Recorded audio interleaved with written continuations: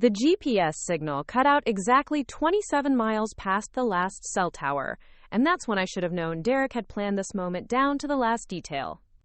But sitting in the passenger seat of our dusty Honda Pilot, watching the endless expanse of Sonoran Desert stretch toward mountains that looked like broken teeth against the blazing Arizona sky, I was still clinging to the fantasy that this was our second honeymoon road trip.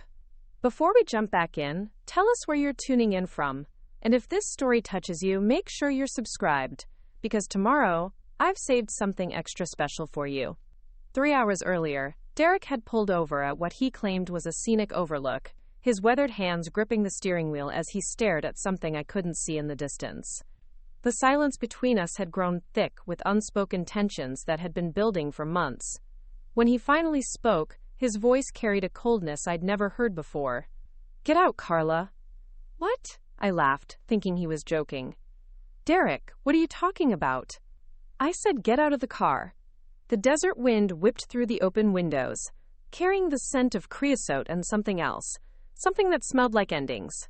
I turned to study my husband's profile, searching for any trace of the man I'd married 5 years ago in that little chapel in Colorado Springs. His jaw was set, his dark eyes focused straight ahead, and for the first time in our marriage, I felt genuine fear. "Derek, you're scaring me. What's going on?" He reached across me and popped open the glove compartment, pulling out a manila envelope that I'd never seen before. Inside were papers, legal documents that he spread across the dashboard with deliberate precision. "Divorce papers," he said flatly. "Already filed. Already processed. You just need to know."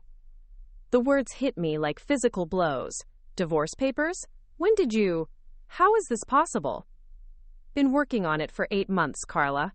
My lawyer says since you haven't contributed financially to our marriage in any meaningful way, you get basically nothing. The house is in my name, the business accounts are in my name, even this car belongs to my company." I stared at the documents, my hands trembling as I tried to process what I was seeing. My name appeared throughout, but I'd never signed anything. "These signatures. Derek, I never signed these." His smile was cruel and satisfied. "Derek, even if you want a divorce, you can't just leave me out here. This is the middle of the desert.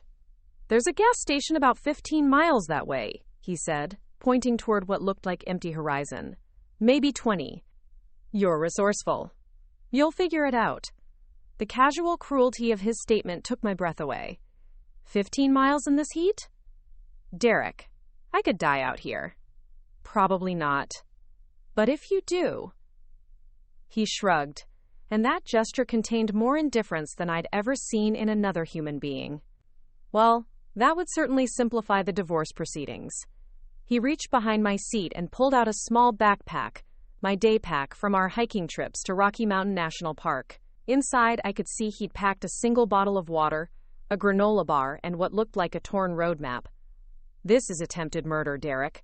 You could go to prison." "Could I?" His smile was genuinely amused now. "According to the credit card records, you and I are having a wonderful romantic getaway in Sedona right now. I have receipts from restaurants, hotels, even a couple's massage at a spa. Vanessa's been using your cards all weekend while wearing your favorite hat and sunglasses. From a distance, you two look remarkably similar." The scope of his planning became clear, and with it came a crushing realization of how little I'd meant to him for how long. This wasn't a spontaneous decision born of anger or passion. This was a methodical elimination of an inconvenient problem. "The trip to Sedona was your idea," I whispered, remembering how excited I'd been when he'd suggested the romantic weekend getaway. "You never intended to take me. Vanessa's enjoying the hotel suite right now. Tomorrow she'll use your card to buy some touristy gifts, maybe get her nails done at that expensive salon you like. By the time anyone realizes you're missing, there will be a clear trail showing that you were alive and well in Sedona, probably just choosing to start a new life somewhere else. People will look for me. My sister Nina will call the police when I don't come home." Derek's expression darkened. "Nina thinks you and I are working on our marriage issues during a private retreat. I sent her a text from your phone explaining that you needed space to think things through and wouldn't be in contact for a while. Very touching, actually. You were quite emotional about needing time to figure out what you really wanted from life." Every detail had been planned. Every potential search avenue anticipated and blocked. Derek had systematically isolated me from help, while creating a plausible alternative narrative that would delay any rescue efforts for days, possibly weeks. "The water in that bottle will last you maybe 6 hours in this heat," he continued conversationally. "There might be more water out there if you're smart about finding it, but honestly, Carla, when have you ever been smart about anything practical?" I looked at the single bottle of water in the backpack and felt despair wash over me. Derek was right about one thing. I'd never been practical. I was an artist, a dreamer, someone who paid more attention to the way light fell across a landscape than to the details of survival. I'd let Derek handle all the practical aspects of our life together, from finances to planning to basic problem solving. "Please," I said, hating the way my voice cracked. "Derek, please don't do this. We can work things out. I'll give you the divorce, I'll sign whatever papers you want, just don't leave me out here." For a moment, something flickered across his face. Not compassion, but perhaps a shadow of the man I'd once thought I loved. Then it was gone, replaced by cold determination. "I'm sorry, Carla, but this is the cleanest way to handle everything. Vanessa and I start fresh.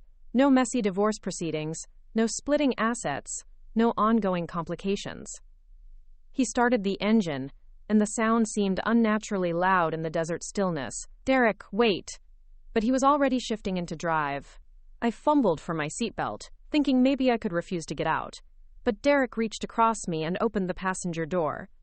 "Get out now, or I'll drag you out." The threat in his voice was real, and I realized that the man I'd shared a bed with for 5 years had become a stranger capable of violence.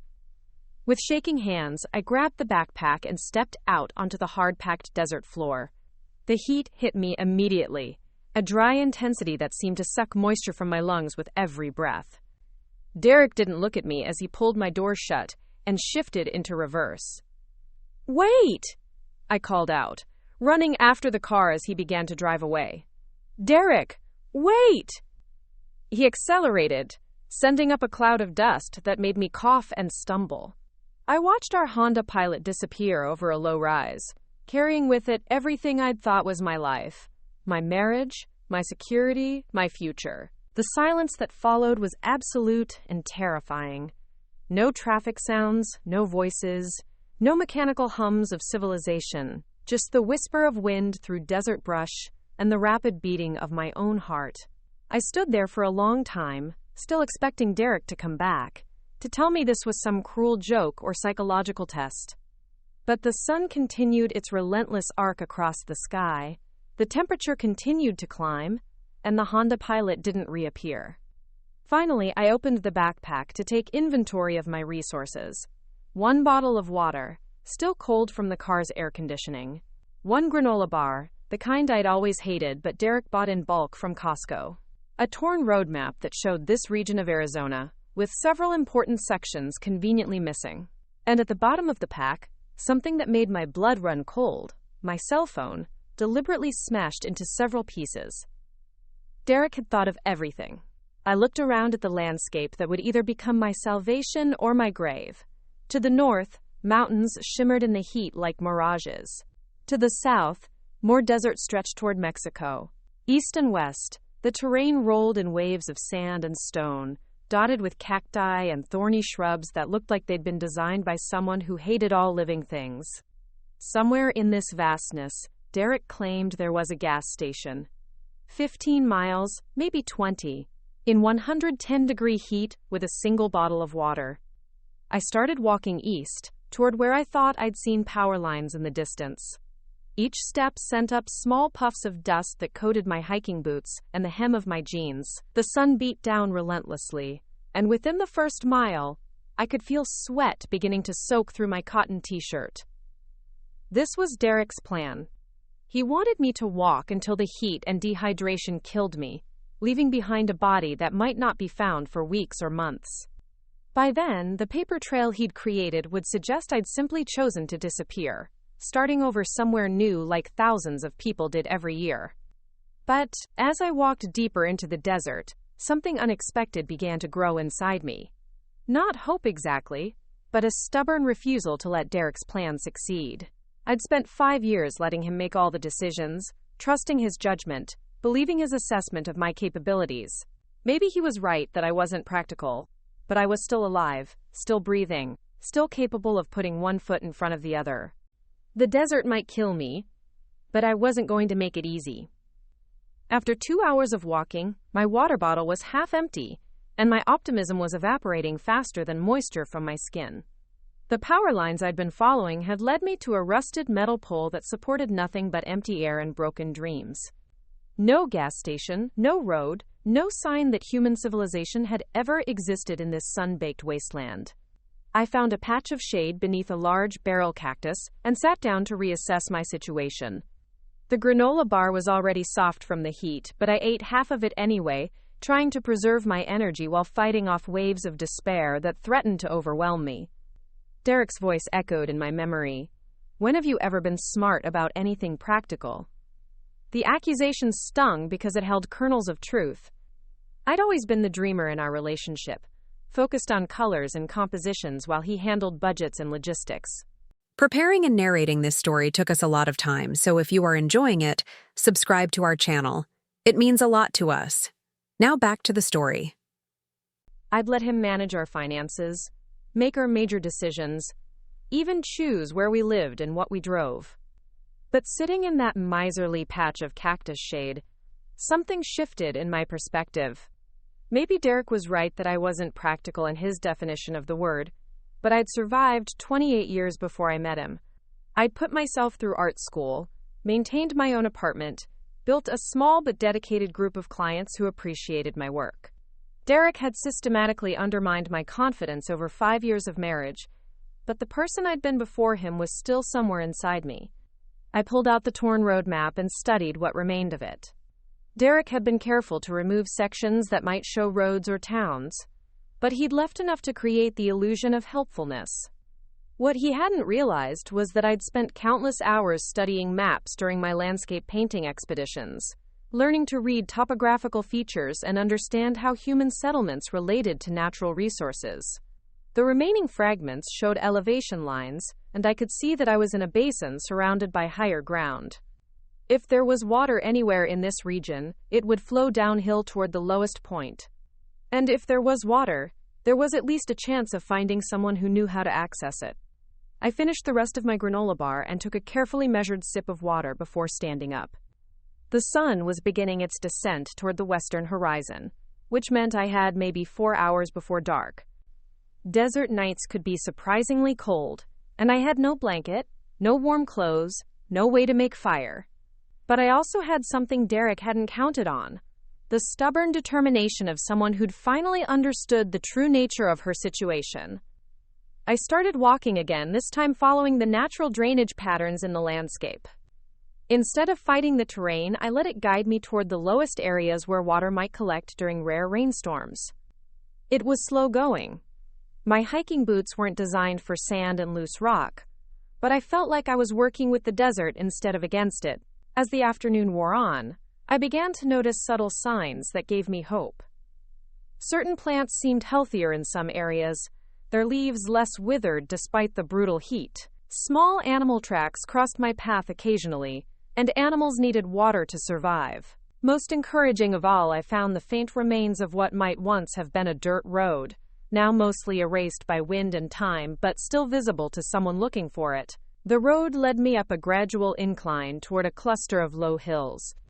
My water was nearly gone, and the sun was getting lower, painting the sky in shades of orange and pink that would have been beautiful under different circumstances.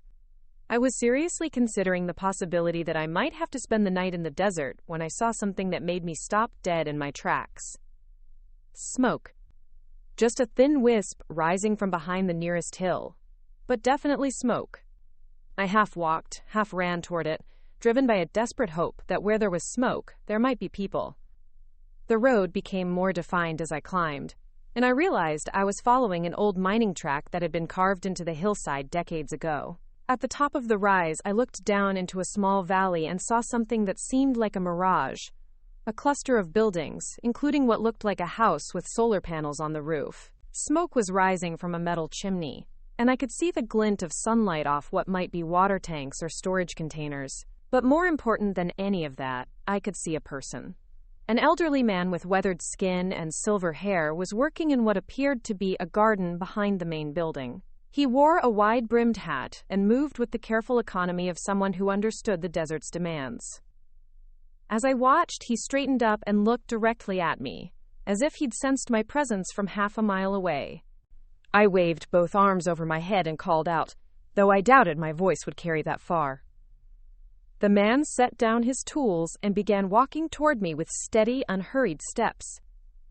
As we approached each other across the desert floor, I felt a mixture of relief and apprehension. This person had clearly been living out here for a long time, completely isolated from the outside world.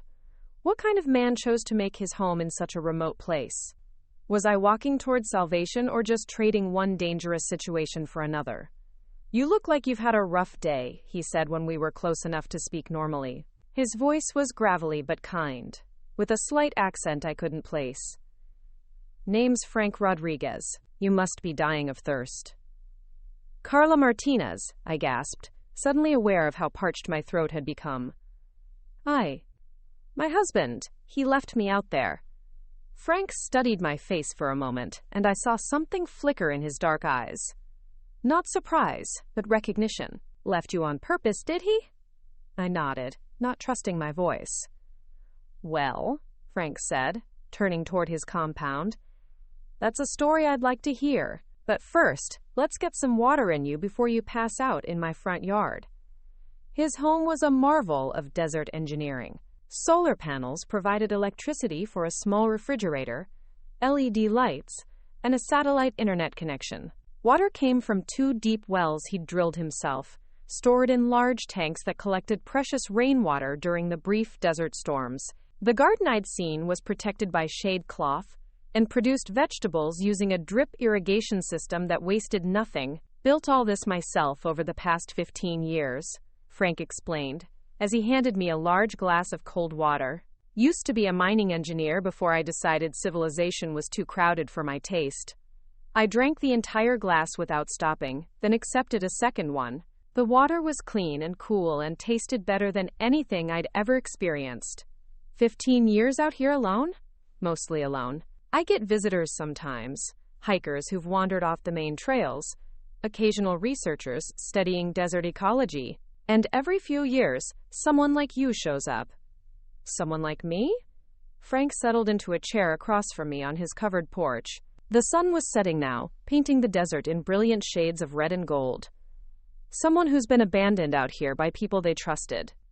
It's more common than you might think." The idea that Derek's plan wasn't original, that other people had suffered similar betrayals, filled me with a mixture of sadness and rage. How many others? Over the years? Maybe a dozen. Usually, it's about money.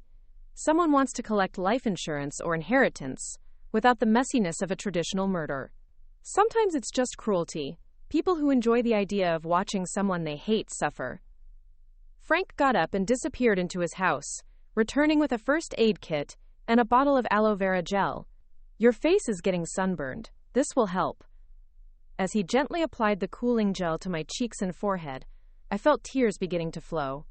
The kindness of this stranger, after hours of believing I was going to die alone in the desert, overwhelmed my carefully maintained composure. "Tell me about your husband," Frank said quietly. So I told him everything. Derek's systematic isolation of me from friends and family, his dismissal of my artistic career, the way he'd made me financially dependent on him, while convincing me I was worthless. I described the forged divorce papers, the elaborate alibi he'd created, the calculated cruelty of stranding me with minimal water and temperatures that could kill within hours. Frank listened without interruption, occasionally nodding or making small sounds of understanding. When I finished, he sat quietly for several minutes, watching the last light fade from the western sky. "Carla," he said finally, "how much do you know about your husband's business? His construction company?" "Not much. He always said I wouldn't understand the technical aspects." "Did you ever sign any business documents? Loan applications, tax returns? Anything that might have made you legally responsible for company debts?" I thought back over 5 years of signing papers that Derek placed in front of me, usually while I was distracted or in a hurry. Probably. He always said it was just routine paperwork. Frank's expression darkened. And now he's trying to make you disappear completely, with forged divorce papers that would eliminate any claims you might have on his assets.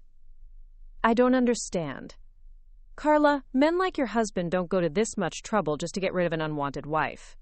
There's something bigger at stake here, something worth committing murder over. The word murder hung in the desert air between us, making the situation suddenly more real and more dangerous than I'd even realized. What are you saying? Frank leaned forward, his weathered hands clasped together. I'm saying your husband didn't just betray you personally. I think he's been using your legal status as his wife to protect himself from something, and now that protection has become a liability.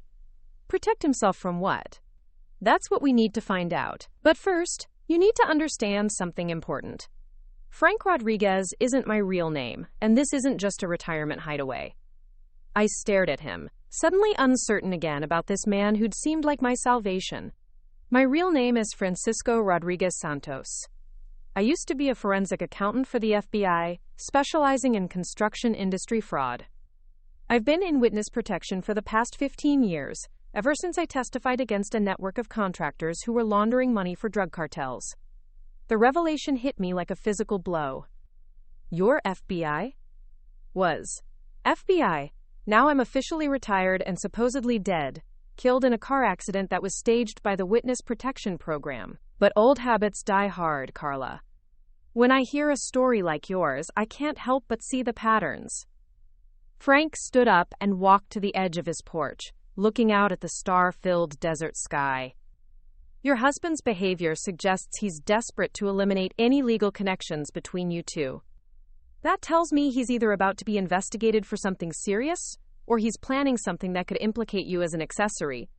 But I don't know anything about his business. I've never been involved in any of his decisions. You don't have to know anything to be legally liable. If you've signed tax returns or loan documents as his spouse, you could be held responsible for fraud or tax evasion even if you were completely innocent. The implications began to sink in. Derek hadn't just betrayed me emotionally and personally. He'd potentially set me up to take legal responsibility for crimes I knew nothing about. So what do we do? Frank turned back to me, and in the starlight I could see the expression of a man who'd spent decades pursuing justice against people who thought they were above the law. We fight back, he said simply. But first, we need to find out exactly what your husband is hiding. And then we're going to make sure he faces the consequences of every single thing he's done. To you, and to anyone else he's hurt. As I sat on that desert porch under a canopy of stars, I felt something I hadn't experienced in years. Hope. Not just for survival, but for justice. Derek had abandoned me in the desert thinking I was helpless, thinking I'd die quietly and conveniently. He was about to learn just how wrong he'd been about me. Frank disappeared into his house and returned with a laptop and a satellite internet connection. Let's start with the basics, he said, opening the computer. What's the name of your husband's construction company? Williams Construction Solutions, I replied. Based in Phoenix. Frank's fingers flew across the keyboard, and within minutes he was pulling up business records, tax filings, and incorporation documents. What we found made both of us sit back in shock. Williams Construction Solutions wasn't just a small local company, as Derek had always claimed. According to the state records, it was part of a network of interconnected businesses with contracts worth millions of dollars. More disturbing, several of these contracts were with shell companies that had been investigated by federal authorities for money laundering. Carla, look at this, Frank said, pointing to a series of financial transactions on the screen. Your husband's company received payments of $3 million over the past 18 months from something called Desert Vista Development Partners. But according to the public records, Desert Vista doesn't actually exist. It's just a bank account in the Cayman Islands. I stared at the numbers, trying to process what this meant. He told me business was slow, though he couldn't afford for me to keep the art studio because money was tight. He was lying about a lot more than money being tight. Frank pulled up another screen showing property records. Look at this. Your husband doesn't just own your house in Phoenix. He owns 6 different properties across Arizona and Nevada, including a $1.2 million estate in Scottsdale that was purchased 8 months ago. 8 months ago. Right around the time Derek had started working late every night, taking mysterious business trips, and suggesting that I needed to be more realistic about my artistic career. "This is the Scottsdale property," Frank said, clicking on a real estate listing that showed a sprawling desert mansion with a pool, guest house, and 3-car garage. "Want to guess who's listed as the interior designer?" I didn't need to guess. Vanessa Hart. Vanessa Hart, who according to these records has been living at this address for the past 6 months while maintaining a separate apartment in Phoenix that's been used exactly 3 times, all for meetings with lawyers. The scope of Derek's deception was staggering. While he'd been telling me we couldn't afford basic expenses, he'd been building a secret empire of properties and businesses, planning a new life with his pregnant girlfriend in a mansion I never knew existed. "But where did all this money come from?" I asked. "Even if his construction business was more successful than he told me, this is millions of dollars." Frank was already pulling up more records. That's the interesting question. According to the IRS filings for Williams Construction Solutions, the company should have generated maybe $400,000 in legitimate revenue over the past 2 years. But the money flowing through their accounts suggests income of at least $3 million. So he's been lying to the government too. Worse than that. I think he's been using his construction company to launder money for someone else, probably drug trafficking organizations that need to convert cash into legitimate assets. Frank turned the laptop toward me so I could see a complex diagram he'd created showing the flow of money between various companies and accounts. This is a classic money laundering operation. Dirty money comes in through fake construction contracts, gets mixed with legitimate business income, and comes out clean as real estate investments and luxury purchases. And if he gets caught? If he gets caught, anyone with legal ties to his business could face federal charges. That includes his wife, who's been signing tax returns and loan applications for 5 years. The final piece of Derek's plan fell into place with sickening clarity. He needs me dead, not just to start over with Vanessa, but to eliminate the one person who could implicate him in federal crimes. Exactly. A divorced wife might talk to investigators, might remember signing documents she didn't understand. But a dead wife who disappeared in the desert, that's just a tragic accident with no loose ends. We sat in silence for several minutes, absorbing the full scope of Derek's betrayal. This wasn't just about a failing marriage or even a cruel abandonment. This was about systematic criminal activity that had put me in legal jeopardy without my knowledge or consent. "Frank, what can we do? Even if we report this to the authorities, Derek has created a paper trail showing that I was alive and well in Sedona this weekend. By the time anyone believes I was actually abandoned in the desert, he'll have had days to destroy evidence and disappear." Frank's smile was grim but determined. "Carla, you're thinking like someone who's still playing by Derek's rules. But Derek made one crucial mistake when he decided to abandon you out here." "What mistake?" "He assumed you'd die quickly and quietly. But you didn't die, and now you have something he can't plan for or control. An ally with 15 years of experience in financial crimes investigation and a very strong motivation to see justice done." Frank closed the laptop and looked out at the desert that had nearly killed me but had instead led me to salvation. Derek thinks he's eliminated the only witness to his crimes. What he's actually done is create the perfect opportunity for us to gather evidence while he believes he's safe. I don't understand. How can we gather evidence from out here in the middle of nowhere? Because out here in the middle of nowhere is exactly where Derek thinks you'll never be found. He's not expecting any interference from you, which means he's not taking precautions against surveillance or investigation. Frank stood up and walked to a storage shed behind his house, returning with what looked like professional surveillance equipment. One advantage of being officially dead is that the FBI let me keep some very useful tools when I retired. As he laid out high-powered cameras, listening devices, and computer equipment that looked far more sophisticated than anything I'd ever seen, I began to understand what he was proposing. We're going to spy on him? We're going to document everything. His meetings with his criminal associates, his financial transactions, his communications with Vanessa about eliminating you as a witness. And we're going to build a case that will put him away for the rest of his life. But how do we get close enough to gather that kind of evidence? Frank's eyes twinkled with something that might have been mischief. Carla, your husband thinks you're dead or dying in the desert. That means he's not watching for you, not expecting you to show up anywhere he might be. As far as he's concerned, you've ceased to exist. So we use his assumption against him. We let him believe his plan worked, while we gather everything we need to destroy him. And when we have enough evidence to guarantee conviction, we'll deliver it all to the authorities, along with proof that he attempted to murder you. The audacity of the plan took my breath away. You want to use the fact that he tried to kill me as an advantage in investigating him? I want to use everything Derek has done against him. His arrogance, his cruelty, his assumption that you're helpless. All of it becomes a weapon we can turn back on him. Frank began setting up one of the cameras, explaining how its telephoto lens could capture clear images from over a mile away. Tomorrow morning, we're going to drive to Phoenix and start documenting Derek's activities. We'll photograph his meetings, record his conversations, and track his financial transactions. By the time we're finished, we'll have enough evidence to convict him not just of attempted murder, but of money laundering, tax evasion, and conspiracy with criminal organizations. What if he sees us? What if he realizes I'm still alive? Then we'll deal with that when it happens. But Carla, you need to understand something important. You're not the helpless victim Derek thinks you are anymore. You're a federal witness with protection from someone who's spent decades putting criminals like your husband in prison. As Frank continued explaining his plan, I felt something growing inside me that I'd never experienced before. Not hope, not relief, but a cold, focused anger that demanded justice. Derek had spent 5 years systematically destroying my confidence, isolating me from support, and making me financially dependent on him. Then he'd tried to murder me to cover up his crimes.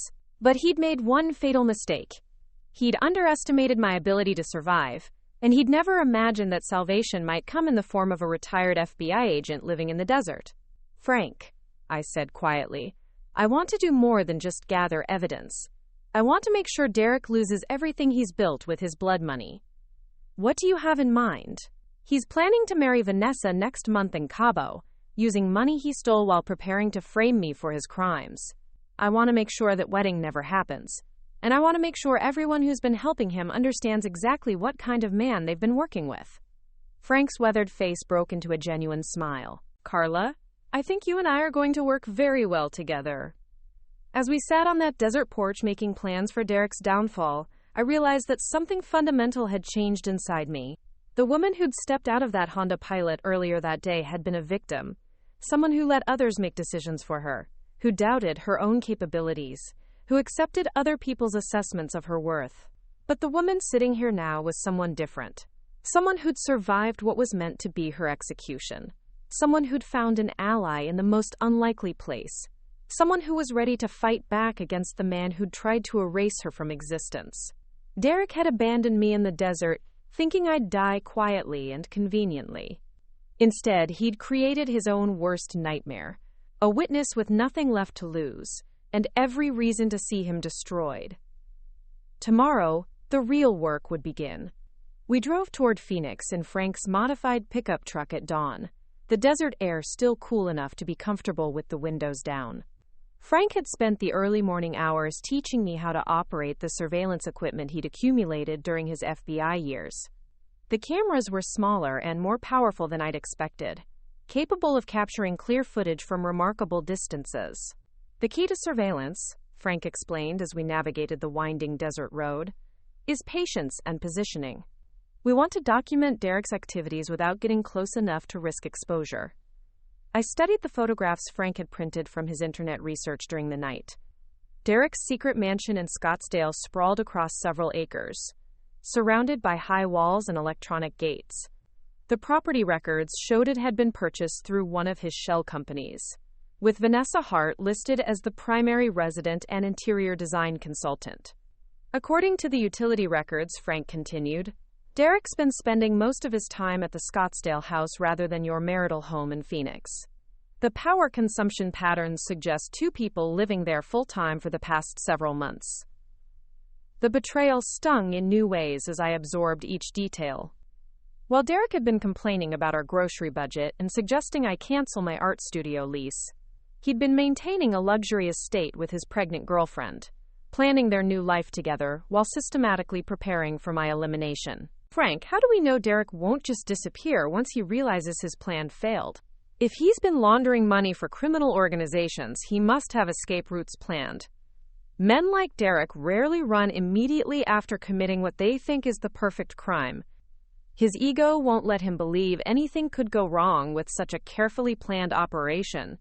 He'll want to enjoy his success for a while, maybe even attend your memorial service to play the grieving husband. The thought of Derek acting sorrowful at my funeral while secretly celebrating my death made me clench my fists. How long do you think we have before he starts getting suspicious? Based on the timeline he created with the Sedona alibi, probably 3 or 4 days. He'll expect concerned friends or family members to start looking for you by midweek when you don't return home or contact anyone. That gives us a narrow window to gather evidence before he might start taking precautions. We reached the outskirts of Phoenix as the sun climbed higher in the desert sky. Frank had mapped out a surveillance route that would take us past Derek's legitimate business office, the Scottsdale mansion, and several locations connected to his money laundering operation. The goal was to establish his current patterns and identify his key associates. Remember, Frank said as we approached our first observation point, we're not just gathering evidence of his crimes. We're documenting proof that he's alive and actively engaged in criminal activity while you were supposedly dying in the desert. That timeline contradiction will be crucial for establishing attempted murder charges. Our first stop was a coffee shop with clear sight lines to the Williams Construction Solutions office building. Frank positioned himself with a telephoto camera while I used binoculars to watch for Derek's arrival. The normalcy of sitting in a busy cafe felt surreal after spending the night planning my husband's downfall in a desert hideaway. There, I said quietly, spotting Derek's familiar silhouette through the office windows. Second floor, corner office. Frank adjusted his camera settings and began capturing images.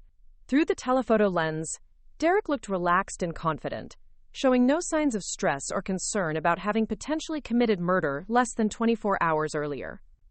He's meeting with someone, Frank observed, focusing on a second figure in the office. Older man, expensive suit, briefcase.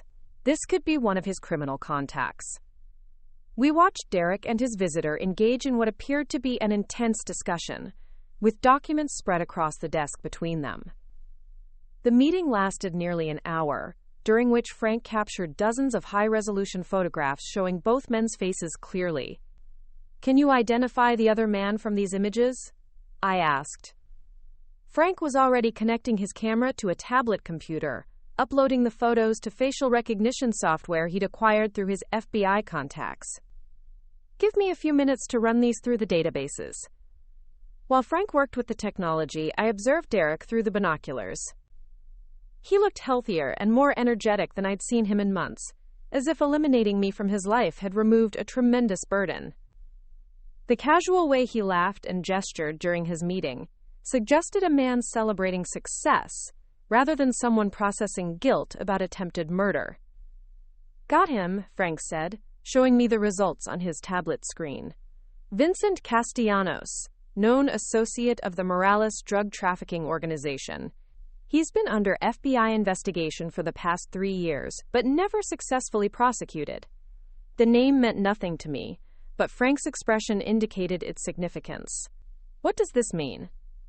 It means your husband isn't just laundering money for small-time criminals. The Morales organization moves hundreds of millions of dollars in drug money through Arizona every year.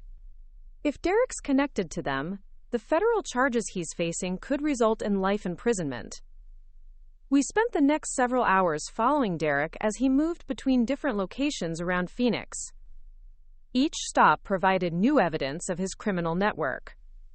A meeting at a warehouse owned by another shell company, where Derek accepted a briefcase full of what appeared to be cash.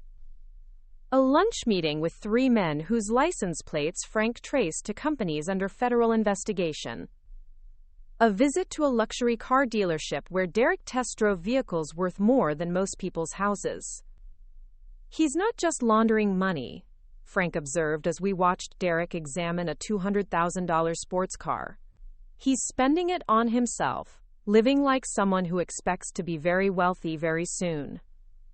What do you mean? Money launderers usually live modestly to avoid attracting attention from law enforcement. Derek's behavior suggests he's planning to disappear with a substantial amount of stolen funds, probably after establishing himself as the grieving widower who deserves sympathy and support. The implications were chilling. Derek hadn't just tried to kill me to eliminate a witness. He'd planned to use my death as cover for stealing millions of dollars from criminal organizations that didn't forgive theft. Frank, what happens to us if the Morales organization discovers that Derek's been stealing from them? That's why we need to work fast. Once we have enough evidence, we'll turn everything over to the FBI and let them handle the arrests. But if Derek's criminal associates figure out he's been cheating them before the authorities intervene, Frank didn't need to finish the sentence. I understood that Derek's betrayals had created enemies far more dangerous than either of us. Our afternoon surveillance target was the Scottsdale mansion, where Derek was living with Vanessa. Frank parked the truck on a hillside overlooking the property, using the desert terrain to maintain visual contact while staying hidden behind natural cover. Through the powerful telephoto lens, we could see into several rooms of the house. Vanessa moved through the luxury interior like someone who belonged there, comfortable and confident in surroundings that represented everything Derek had denied me during our marriage. She's definitely pregnant, I observed, watching Vanessa's silhouette through the large windows. Probably about 6 months along. Which means Derek's been planning this betrayal for at least that long, Frank replied grimly. This wasn't a sudden decision or a crime of passion. He's been systematically preparing to eliminate you while building a new life with her. We watched Derek arrive home in the late afternoon, greeting Vanessa with an embrace that spoke of genuine affection. Whatever capacity for love Derek possessed, he'd apparently reserved it entirely for his pregnant girlfriend, while treating his wife as nothing more than an obstacle to be eliminated. Look at this, Frank said, adjusting the camera focus on Derek's garage. 3 vehicles. The Honda Pilot he used to abandon you, a BMW sedan, and a motorcycle. All purchased within the past 8 months, according to the registration records I pulled up. The Honda was supposed to be our family car, I said bitterly. Derek told me we couldn't afford anything newer or more reliable. He was spending your household budget on maintaining 2 separate lives while keeping you financially dependent and isolated. Classic abuser behavior, but elevated to include attempted murder and money laundering. As evening approached, we observed Derek and Vanessa hosting what appeared to be a dinner party. Several expensive cars arrived at the mansion, delivering well-dressed guests who looked like they belonged in Derek's new world of criminal prosperity. Can you identify any of the guests? I asked. Frank was already photographing license plates and faces as the visitors arrived. I recognized 2 of them from FBI surveillance photos, money launderers connected to the Morales organization. This isn't just a social gathering, Carla. This is a business meeting disguised as a dinner party. What kind of business? The kind that requires Derek to appear stable and reliable to his criminal associates. Having a pregnant girlfriend and a comfortable domestic situation makes him look like someone who's invested in staying in Arizona rather than disappearing with their money. The dinner party continued well into the evening, with Frank documenting everyone who attended and their interactions with Derek. Through the telephoto lens, we could see Derek playing the role of successful businessman and devoted partner, charming his guests, while Vanessa acted as the perfect hostess. He's very good at this, I observed with a mixture of admiration and disgust, playing whatever role the situation requires. Sociopaths often are. The ability to manipulate others and maintain multiple false identities is one of their key survival skills. Around midnight, the guests began leaving, and we watched Derek and Vanessa clean up after their party like any normal couple. The domesticity of the scene was jarring, given what I knew about how Derek had spent his previous day attempting to commit murder in the desert. I need to see those financial records you mentioned, I said as we prepared to return to Frank's desert compound. I want to understand exactly how much money Derek stole while he was preparing to frame me for his crimes. During the drive back through the darkness, Frank explained what he'd discovered about Derek's financial activities. The scope of the theft was staggering. Over the past 18 months, Derek had diverted nearly $4 million from money laundering operations into accounts he controlled personally. He was supposed to clean the money and return it minus a small percentage for his services, Frank explained. Instead, he's been keeping larger and larger portions while reporting smaller amounts to his criminal employers. How did he think he could get away with stealing from people like that? By eliminating anyone who could expose the theft. With you dead and no legal wife to complicate matters, Derek could claim his business had been less profitable than expected. His criminal associates might be suspicious, but they'd have no way to prove he was stealing rather than just incompetent. And if they did become suspicious, Derek would disappear with Vanessa and whatever money he could grab quickly. They've probably been preparing escape routes and hidden assets for months. We reached Frank's compound in the early morning hours, both exhausted from the intensive surveillance but energized by the evidence we'd gathered. Frank began downloading and organizing the photographs while I studied the financial documents he'd compiled. "Frank, look at this," I said, pointing to a series of transactions from our joint checking account. "Derek's been using our household money to pay for surveillance equipment and private investigators." Surveillance equipment? GPS trackers, hidden cameras, software for monitoring phone calls and internet activity. He's been spying on me for months, probably to make sure I wasn't discovering his criminal activities. Frank examined the receipts I'd found buried in the financial data. "This explains how he knew exactly when and where to abandon you for maximum isolation. He's been tracking your movements and habits to plan the perfect murder." The revelation added another layer of violation to Derek's betrayal. Not only had he been living a double life and preparing to kill me, but he'd been monitoring my every move like a stalker while pretending to be a loving husband. "There's something else," I said, finding more disturbing evidence in the records. Derek hired a private investigator to research my family, specifically my sister Nina. He has detailed reports on her work schedule, her boyfriend, even her financial situation. He was preparing to manipulate her reactions to your disappearance, Frank realized. By knowing her vulnerabilities and daily routine, he could predict how she'd respond to news of your disappearance and control the timeline of any search efforts. I felt sick reading the investigator's detailed reports on my sister's life.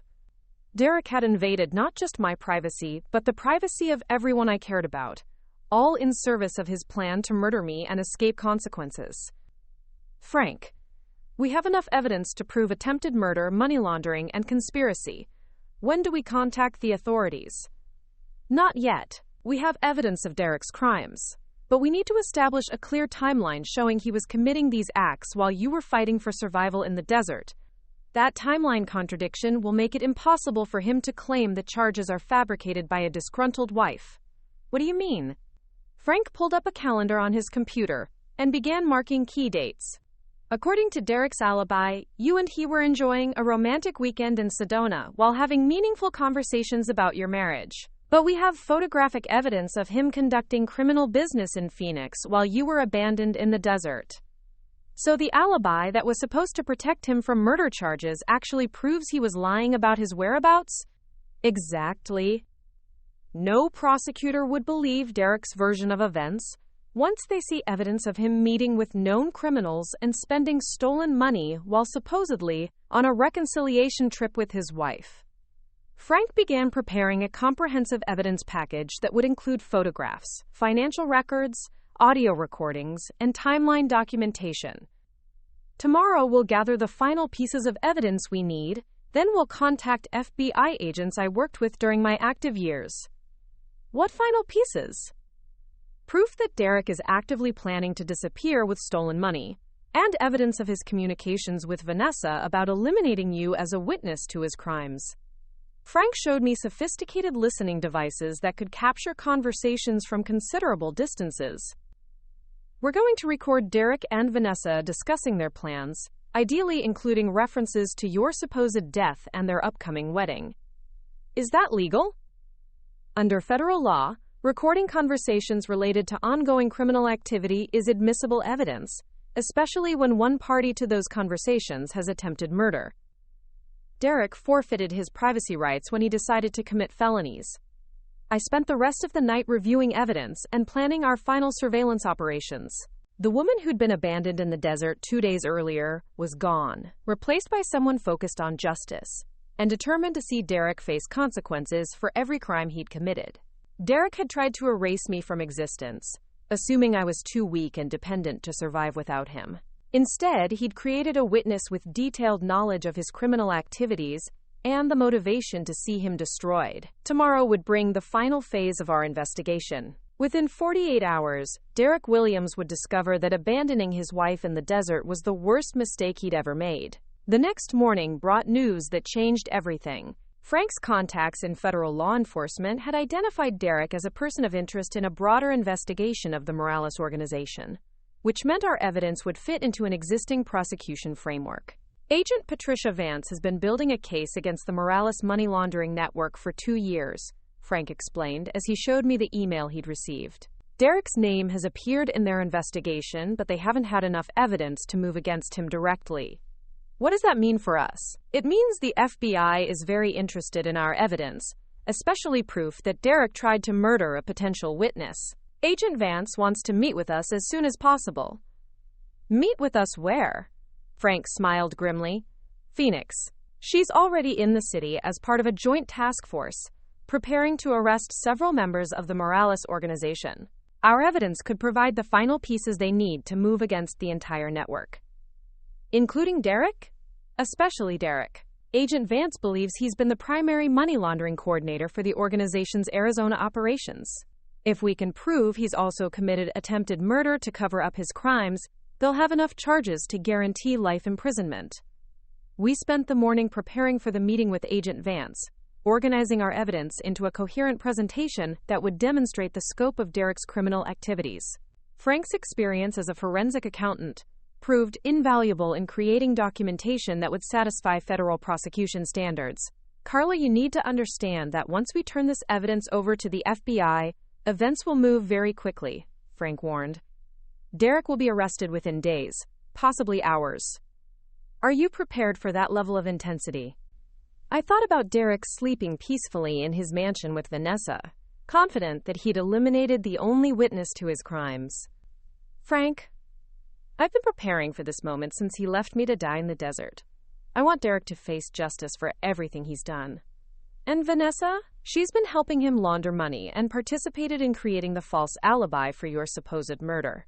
The question gave me pause. Vanessa was pregnant with Derek's child, which complicated her legal situation and the potential consequences she'd face. But she'd also knowingly participated in criminal activities and had helped Derek prepare to commit murder. She made her choices, I said finally. If she's been helping Derek commit crimes, she needs to face the consequences just like he does. Frank nodded approvingly. Good, because Agent Vance will want to use both of them to gather evidence against the larger criminal organization. That means they'll both be facing serious federal charges. We drove to Phoenix for our meeting with the FBI, taking a different route than our previous surveillance trips to avoid any possibility of encountering Derek or his associates. The federal building where we met Agent Vance was imposing and official, a stark contrast to the desert compound where we'd been planning our investigation. Agent Patricia Vance was a woman in her early 40s, with sharp eyes and an air of competent authority that reminded me of Frank during his law enforcement days.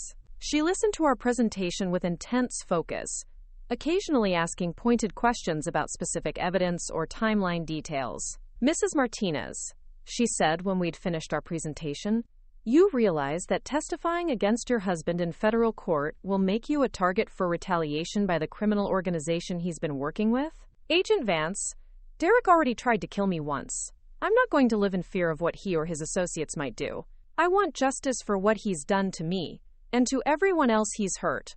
What about witness protection? We can offer you a new identity and relocation assistance if you're willing to testify. I looked at Frank, who'd spent 15 years in witness protection after testifying against criminals similar to Derek's associates. Would I have to disappear completely? Give up my name, my family, my entire previous life? Not necessarily. The level of protection would depend on the specific threats we identify. But yes, there would be significant changes to your lifestyle and location. The prospect was daunting, but not more frightening than the idea of Derek escaping consequences for attempted murder and years of criminal activity. Agent Vance, what happens if I don't testify? Does Derek get away with everything he's done? Without your testimony, we might be able to convict him on money laundering charges, but proving attempted murder would be much more difficult. He could potentially serve only a few years in prison instead of life imprisonment. The choice was clear. Derek had destroyed my previous life when he abandoned me in the desert, but he'd also inadvertently given me the opportunity to ensure he faced full consequences for his crimes. I'll testify, I said firmly. Whatever protection I need, whatever changes I have to make to my life, I want Derek to face justice for attempted murder. Agent Vance smiled for the first time during our meeting. Mrs. Martinez, your evidence and testimony will help us prosecute not just your husband, but an entire criminal network that's been operating in Arizona for years. You're going to save a lot of lives by stopping their money laundering operations. When will you arrest Derek? Tonight. We'll coordinate simultaneous arrests of Derek, Vanessa, and 12 other members of the Morales organization. By tomorrow morning, the entire network will be in federal custody. Frank leaned forward with interest. What about the money Derek stole from the organization? Will you be able to recover those funds? That's where Mrs. Martinez's evidence becomes particularly valuable. The financial records you've compiled will allow us to trace every dollar Derek diverted from the money laundering operations. We'll be able to return stolen funds to legitimate victims, while seizing Derek's assets as proceeds of criminal activity, including the Scottsdale mansion where he's been living with Vanessa. Everything. The house, the cars, the business accounts, even the engagement ring he probably bought for Vanessa with stolen money. All of it will be seized as evidence of criminal activity. I felt a deep satisfaction imagining Derek's reaction when federal agents stormed his luxury mansion and arrested him in front of his pregnant girlfriend. After years of controlling and manipulating me, he was about to discover what it felt like to be powerless. Agent Vance, I want to be there when you arrest him. Mrs. Martinez, that's not standard procedure. Witnesses typically aren't present during arrests for their own safety. Derek thinks I'm dead. I want him to see that I survived his murder attempt, and I want him to understand that I'm the reason his entire criminal empire is collapsing. Frank spoke up in support of my request. Agent Vance, the psychological impact of seeing his intended victim alive and responsible for his arrest could be valuable for encouraging cooperation with your investigation. Agent Vance considered the request for several moments. I can arrange for you to observe the arrest from a safe distance, but you won't be able to confront Derek directly until after he's in custody. That's enough. I just want him to see me and know that his plan failed completely. We spent the rest of the afternoon finalizing details for the coordinated arrests. Agent Vance explained that Derek and his associates would be charged with money laundering, conspiracy, tax evasion, and in Derek's case, attempted murder. The evidence we'd gathered would be supplemented by additional FBI surveillance and financial investigation. Mrs. Martinez, after tonight, your life will never be the same, Agent Vance warned. Are you certain you're prepared for that level of change? I thought about the woman I'd been just 3 days earlier. Financially dependent, socially isolated, convinced of my own inadequacy by years of Derek's manipulation. That woman was gone, replaced by someone who'd survived attempted murder and helped bring down a criminal organization. Agent Vance. Derek already destroyed my old life when he left me to die in the desert. Now I get to build a new one, where he can never hurt me or anyone else again. As evening approached, we positioned ourselves on the hillside overlooking Derek's Scottsdale mansion, waiting for the FBI tactical team to begin their operation. Frank had equipped me with binoculars that would allow me to see Derek's face clearly when the agents arrested him. At exactly 9 o'clock, unmarked vehicles surrounded the mansion, while helicopters provided overhead surveillance. The coordinated precision of the operation was impressive and intimidating, representing the full power of federal law enforcement focused on Derek and his criminal associates. There, Frank said, pointing toward the mansion's front entrance. Agent Vance's team is moving in. Through the binoculars, I watched federal agents storm into the house where Derek had been living his secret life with Vanessa. Interior lights illuminated the chaos as agents secured each room and rounded up anyone inside. "I can see Derek," I said, focusing on a figure being led out of the house in handcuffs. "He looks confused, like he can't believe this is happening." Derek appeared genuinely shocked by the arrest, looking around frantically as if expecting to wake up from a nightmare. Vanessa was brought out separately, also in handcuffs, crying and protesting her innocence to anyone who would listen. "Agent Vance is walking Derek toward one of the vehicles," Frank observed. "This is your moment, Carla." I lowered the binoculars and stepped into clear view on the hillside, making sure Derek could see me silhouetted against the desert sky. When Agent Vance pointed in my direction, Derek's expression changed from confusion to absolute horror. Even from a distance, I could see the moment when Derek realized that his carefully planned murder had failed, that his intended victim was not only alive, but responsible for his arrest. His legs seemed to give out, and 2 agents had to support him as the full implications of his situation became clear. "He knows," I said with satisfaction. "Derek knows that I survived, and that I destroyed everything he built with his blood money." Frank put a supportive hand on my shoulder. "Carla, you've done something remarkable. You survived attempted murder, gathered evidence that will put a dangerous criminal in prison for life, and helped federal agents dismantle an entire money laundering operation. What happens now?" "Now Derek faces justice for every crime he committed, and you get to rebuild your life knowing that he can never hurt you or anyone else again." As we watched Derek being driven away in a federal vehicle, I felt a profound sense of closure and justice. The man who'd tried to erase me from existence was about to discover that his victim was stronger, smarter, and more resourceful than he'd ever imagined. Derek Williams had abandoned his wife in the desert, thinking she'd die quietly and conveniently. Instead, he'd created the architect of his own destruction. The federal detention center in Phoenix buzzed with activity as news of the coordinated arrest spread through law enforcement circles. Agent Vance had arranged for me to observe Derek's initial interrogation from behind one-way glass, though she warned me that witnessing his questioning might be emotionally difficult. "Remember, Mrs. Martinez, Derek is going to try every manipulation tactic he knows to minimize his culpability," she explained, as we walked through the secure corridors. "He'll claim you're vindictive, that you've fabricated evidence, that he was actually trying to protect you from dangerous criminals. Don't let his lies affect your resolve." Through the observation window, I watched Derek sitting at a metal table in an orange jumpsuit, his hands cuffed to a chain around his waist.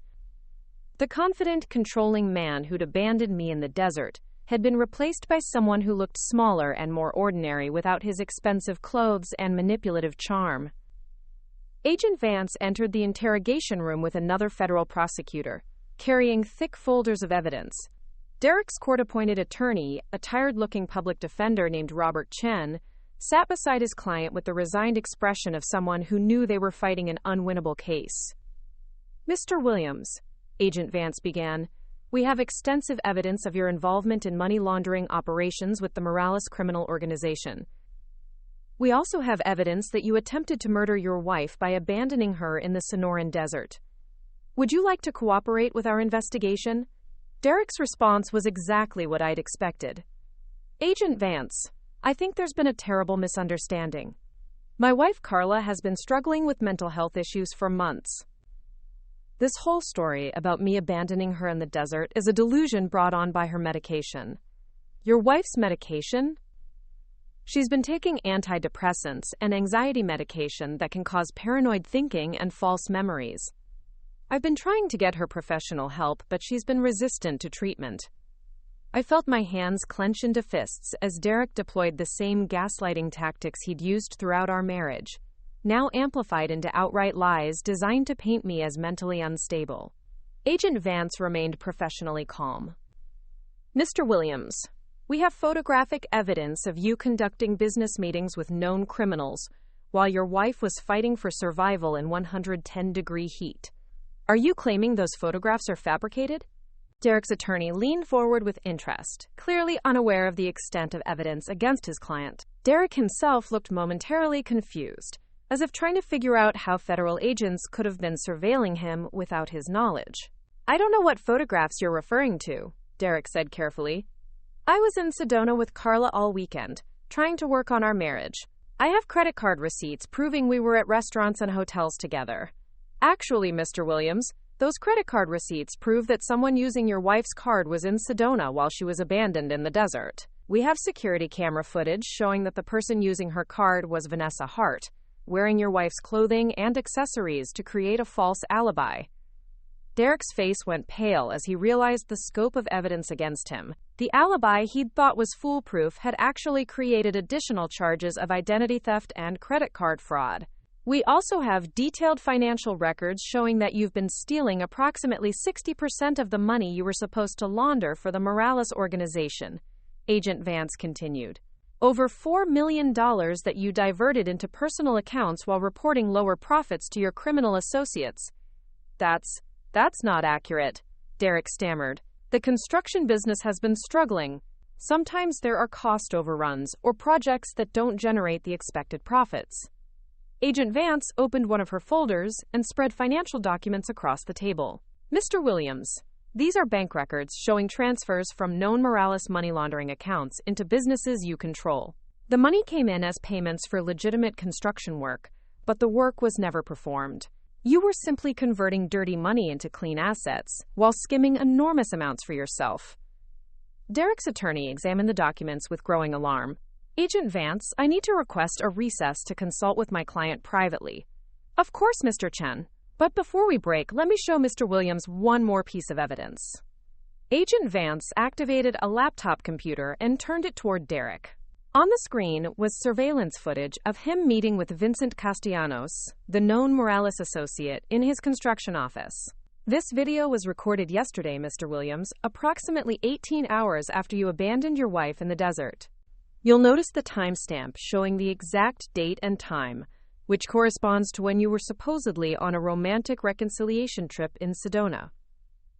Derek watched the footage with visible shock, finally understanding that his every move had been documented while he thought he was safe from scrutiny. How long have you been watching me? He asked quietly. Long enough to gather evidence of every crime you've committed, including attempted murder. Your wife didn't die in the desert, Mr. Williams. She survived, and she's been helping us build the case against you. Derek's head snapped up, his eyes searching the room as if he might spot me watching from behind the one-way glass. Carla's alive? Very much alive, and very cooperative with our investigation. She's provided detailed testimony about your systematic financial abuse, your plans to eliminate her as a witness to your crimes, and your relationship with Vanessa Hart. I want to see her, Derek demanded. I want to talk to Carla and explain what really happened. What really happened, Mr. Williams, is that you tried to commit murder to cover up your theft from dangerous criminals. Your wife has no interest in hearing your explanations. Derek's attorney requested the recess, and Agent Vance escorted me to a conference room where we could discuss Derek's reactions to the evidence. How do you feel watching him try to manipulate the situation? She asked. Angry, but not surprised. Derek's been lying and manipulating people his entire adult life. I expected him to claim I was mentally ill or vindictive. His strategy won't work. We have too much objective evidence, including his communications with Vanessa about eliminating you as a potential witness. Would you like to hear some of those recordings? Agent Vance played audio files captured by FBI surveillance equipment during the past few weeks. Derek's voice came through clearly as he discussed his plans with Vanessa. Once Carla's out of the picture, we won't have to worry about her accidentally discovering the business arrangements or signing documents she doesn't understand. A grieving widower gets sympathy, not scrutiny from federal investigators. Vanessa's voice responded. Are you sure she won't survive out there? What if someone finds her? Nobody's going to find her in time. I chose that location specifically because it's 50 miles from the nearest road and the temperature will hit 115 degrees tomorrow. Even if she's smarter than I think, she'll be dead before anyone starts looking for her. The casual cruelty in Derek's voice as he planned my death was chilling, but it also provided undeniable evidence of premeditated attempted murder. We have hours of similar recordings, Agent Vance explained. Derek and Vanessa discussing their wedding plans, their intention to disappear with stolen money, and their belief that your death would eliminate the primary witness to their crimes. What about Vanessa? What charges is she facing? Conspiracy to commit murder, money laundering, identity theft, and fraud. She's been fully cooperative since her arrest, providing details about Derek's criminal activities in exchange for a reduced sentence recommendation. She's cooperating against Derek? Completely. Apparently, Derek convinced Vanessa that you were a willing participant in the money laundering scheme who had become a liability. When she learned that you were actually an innocent victim who Derek tried to murder, she became very motivated to testify against him. The irony wasn't lost on me that Derek's manipulation and lies had ultimately turned his closest ally into a prosecution witness against him. Agent Vance, when will Derek's trial begin? Federal cases move slowly, but given the strength of our evidence and the ongoing investigation of the Morales organization, probably within 6 months. Are you prepared for that timeline? I thought about what the next 6 months would look like. Derek would remain in federal custody without possibility of bail, given the flight risk and the serious charges against him. I would need to relocate and establish a new life while preparing to testify in federal court. I'm prepared for whatever it takes to see Derek convicted of attempted murder. Good, because his attorney is already preparing a defense strategy based on claiming you fabricated evidence out of revenge for his affair with Vanessa. He'll argue that you discovered his relationship with her and created this elaborate scheme to frame him for crimes he didn't commit. But you have objective evidence that proves everything I've testified to. We do, but Derek's attorney will still try to undermine your credibility as a witness. You'll need to be prepared for intense cross-examination that will explore every aspect of your marriage and your motivations for testifying. Agent Vance explained the typical timeline for federal prosecution, the likely defense strategies Derek's attorney would employ, and the witness protection services available to me during the pretrial period. Mrs. Martinez, I need to ask you about your long-term plans. After Derek is convicted and sentenced, what do you want to do with your life? The question caught me off guard. For the past week, my entire focus had been on surviving Derek's murder attempt and ensuring he faced justice for his crimes. I hadn't really considered what came after his conviction. I don't know, I admitted. Derek destroyed everything I thought was my life. My marriage, my financial security, my sense of who I was as a person. I need to figure out who I am now that I'm free from his control. The Victim Compensation Fund will provide financial support for rebuilding your life. Derek's seized assets will also be available to compensate you for the damages you've suffered. What kind of damages? Agent Vance consulted her notes. The Scottsdale mansion alone is worth $2 million. Derek's luxury vehicles, business assets, and hidden bank accounts total approximately $8 million. All of it will be available for victim compensation after the criminal proceedings are completed. The amount was staggering. Derek had spent years telling me we couldn't afford basic expenses while accumulating millions of dollars in stolen assets that would now compensate me for his crimes. Agent Vance, I want to use some of that money to help other victims of domestic abuse and financial manipulation. Derek's behavior wasn't unique. There are probably thousands of women trapped in similar situations who don't have the resources to escape. That's an admirable goal, Mrs. Martinez. Have you considered what kind of advocacy work you might want to pursue? I thought about my experience surviving in the desert, finding an unlikely ally in Frank, and discovering inner strength I never knew I possessed. I want to help women who've been isolated and manipulated understand that they're stronger than their abusers believe. Derek nearly succeeded in killing me because he convinced me I was helpless without him. I want other women to know that's a lie. Would you be interested in working with federal law enforcement to identify other cases of financial abuse connected to organized crime?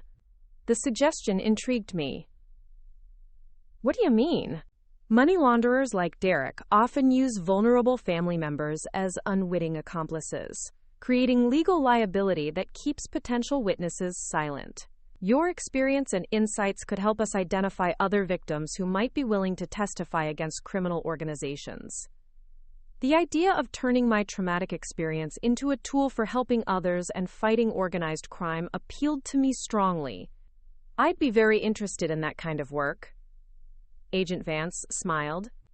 Then let's discuss your future after we finish putting your husband in prison for the rest of his life.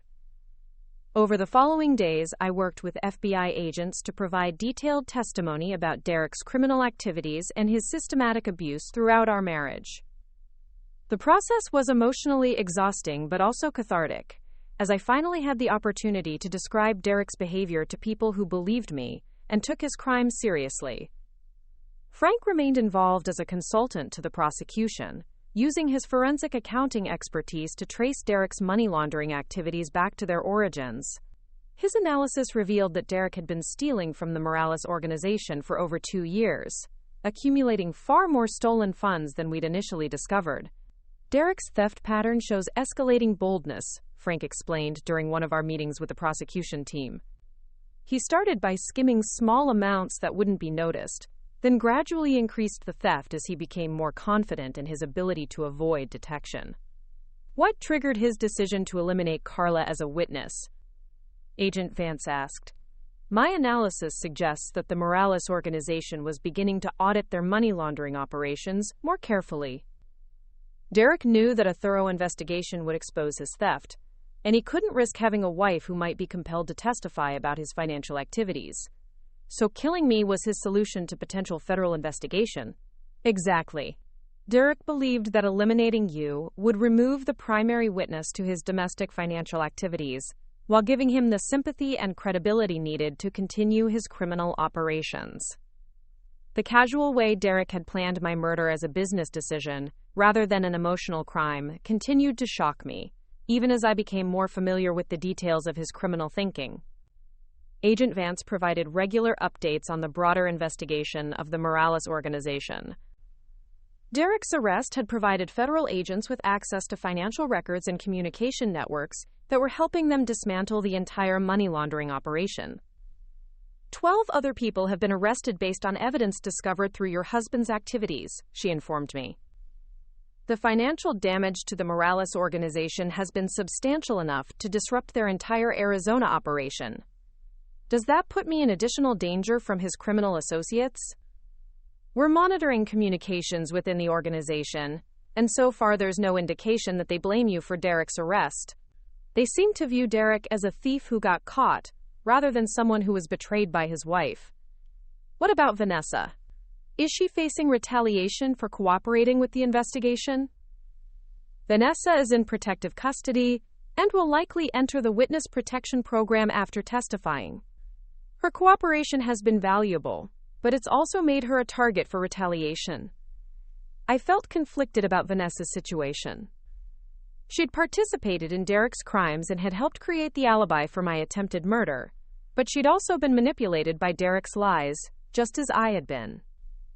Agent Vance, can I speak with Vanessa? I'd like to understand her perspective on what Derek told her about me and our marriage. That's highly unusual, Mrs. Martinez. Witnesses in the same case typically don't communicate before trial.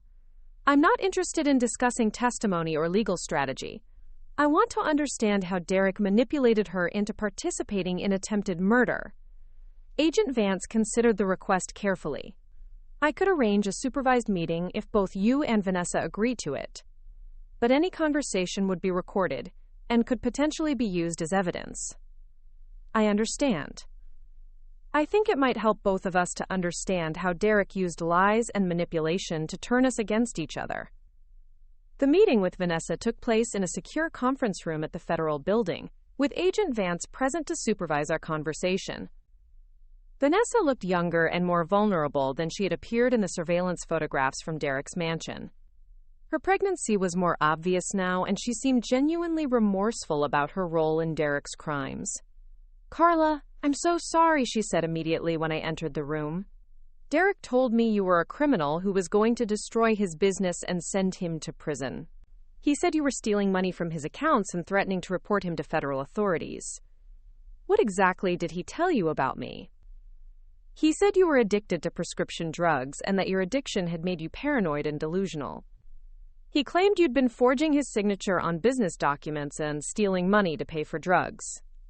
I felt a familiar anger at Derek's casual willingness to destroy my reputation with lies, but I also recognized the sophisticated manipulation he'd used to turn Vanessa against me. Vanessa, did Derek show you any evidence of these supposed crimes? He showed me bank statements that appeared to show unauthorized withdrawals from business accounts. He also played me voicemail messages where you sounded angry and threatening. Those bank statements showed my own money being withdrawn from our joint personal account, I realized. And those voicemail messages were probably from arguments we had about household expenses. Vanessa nodded with tears in her eyes. I know that now. When the FBI showed me the real evidence about Derek's criminal activities, I realized he'd been lying about everything. You weren't a criminal or a drug addict. You were another one of his victims. Did Derek tell you he was planning to kill me? Never directly. He said you were going to disappear for a while to get treatment for your addiction, and that the desert trip was supposed to be an intervention where you'd realize you needed help. What about the forged divorce papers and the credit card alibi? Derek told me the divorce papers were real and that you'd agreed to sign them in exchange for him not reporting your drug use to the police. He said using your credit cards in Sedona was part of protecting your reputation while you got treatment. I could see how Derek's lies had created a plausible alternative narrative that painted him as a caring husband, trying to help his troubled wife. Vanessa had been manipulated just as skillfully as I had been, though she'd been positioned as Derek's ally rather than his victim. Vanessa, when did you realize Derek had been lying to you? When Agent Vance showed me the surveillance footage of Derek meeting with known criminals while you were supposedly dying in the desert. I couldn't reconcile the caring husband Derek claimed to be with someone who would abandon his wife in 115-degree heat. How do you feel about testifying against him? Terrified, but determined to do the right thing. Derek used our relationship and my pregnancy to manipulate me into participating in attempted murder. He needs to face consequences for that. Our conversation lasted nearly 2 hours, during which I gained a deeper understanding of Derek's manipulative capabilities, and Vanessa gained insight into the real nature of my marriage to him. Carla, can I ask you something personal? Vanessa said as our meeting concluded. Of course. How did you survive out there in the desert? Derek was so confident that the heat and dehydration would kill you quickly. I thought about my stumbling journey through the desert heat, my discovery of Frank's compound, and the strength I'd found in the most desperate circumstances of my life.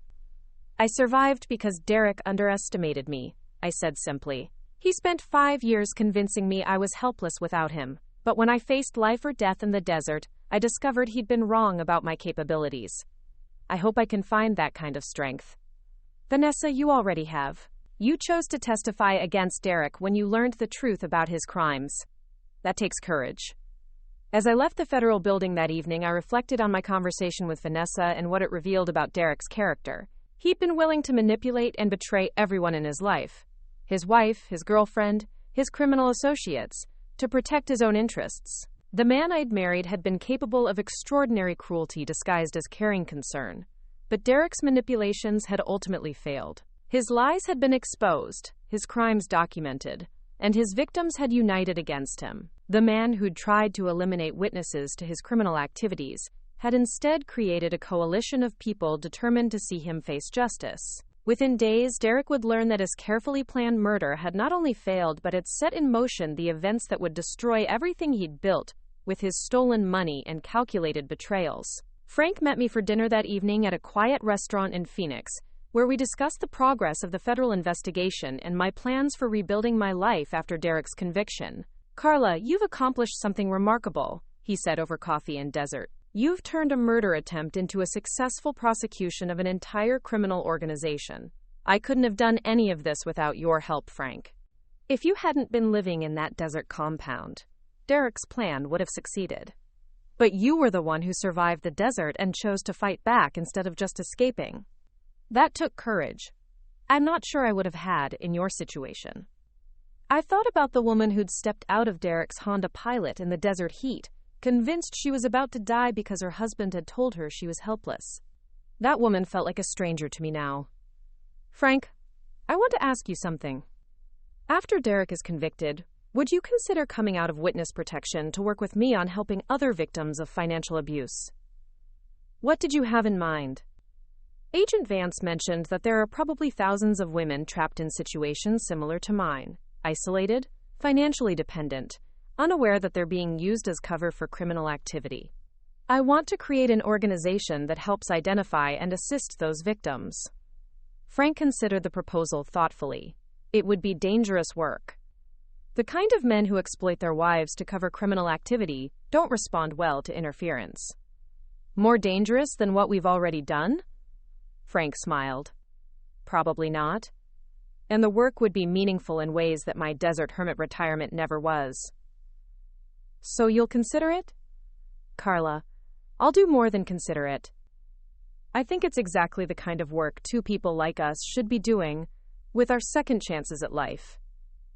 As we discussed potential plans for our future advocacy work, I realized that Derek's attempt to murder me had inadvertently given me something I'd never had during our marriage: a sense of purpose and the confidence to pursue it. Derek had tried to erase me from existence, but instead he'd forced me to discover who I really was when stripped of all his lies and manipulations. The woman he'd tried to kill was stronger, smarter, and more determined than he'd ever imagined. Soon, Derek would face a federal judge and learn the price of underestimating his wife. But more importantly, I would finally be free to build a life based on my own choices, rather than his control. The desert had nearly killed me, but it had also been the place where I'd found my true strength. Now it was time to use that strength to ensure Derek faced justice, and to help other women discover their own power to fight back against the men who tried to destroy them. The federal courthouse in Phoenix hummed with pretrial activity as Derek's case moved through the legal system with surprising speed. Agent Vance had explained that high-profile cases involving organized crime often received expedited treatment, especially when the evidence was as comprehensive as what we'd assembled against Derek and his associates. I sat in the victim witness coordinator's office, reviewing my testimony one final time before taking the stand. 6 months had passed since Derek's arrest, and the intervening time had transformed both my external circumstances and my internal sense of self in ways I was still processing. The Witness Protection Program had relocated me to a modest apartment in Tucson, far enough from Phoenix to ensure my safety but close enough to remain actively involved in the prosecution. The financial compensation from Derek's seized assets had provided security I'd never experienced during our marriage, but more importantly, it had given me the freedom to choose my own path without economic coercion. Mrs. Martinez, the defense is going to focus heavily on your motivations for testifying, Prosecutor Sarah Chen explained as we conducted our final preparation session. Derek's attorney will argue that you're a vindictive ex-wife who fabricated evidence to frame an innocent man for crimes he didn't commit. How do I respond to that strategy? By sticking to the facts and letting the objective evidence speak for itself. We have surveillance footage, financial records, audio recordings, and corroborating testimony from multiple witnesses. Derek's attorney can question your motivations, but he can't explain away the mountain of proof supporting your account. I had spent months preparing for this moment, working with prosecutors to ensure my testimony would be clear, compelling, and legally bulletproof. The process had been emotionally exhausting, but also empowering, as I learned to articulate Derek's systematic abuse in ways that highlighted the criminal nature of his behavior. What about Derek himself? How is he likely to behave during the trial? Derek will probably try to appear sympathetic and wrongfully accused. His attorney has advised him to project an image of confused innocence, a man who's been betrayed by a mentally unstable wife. Don't let his performance affect your testimony.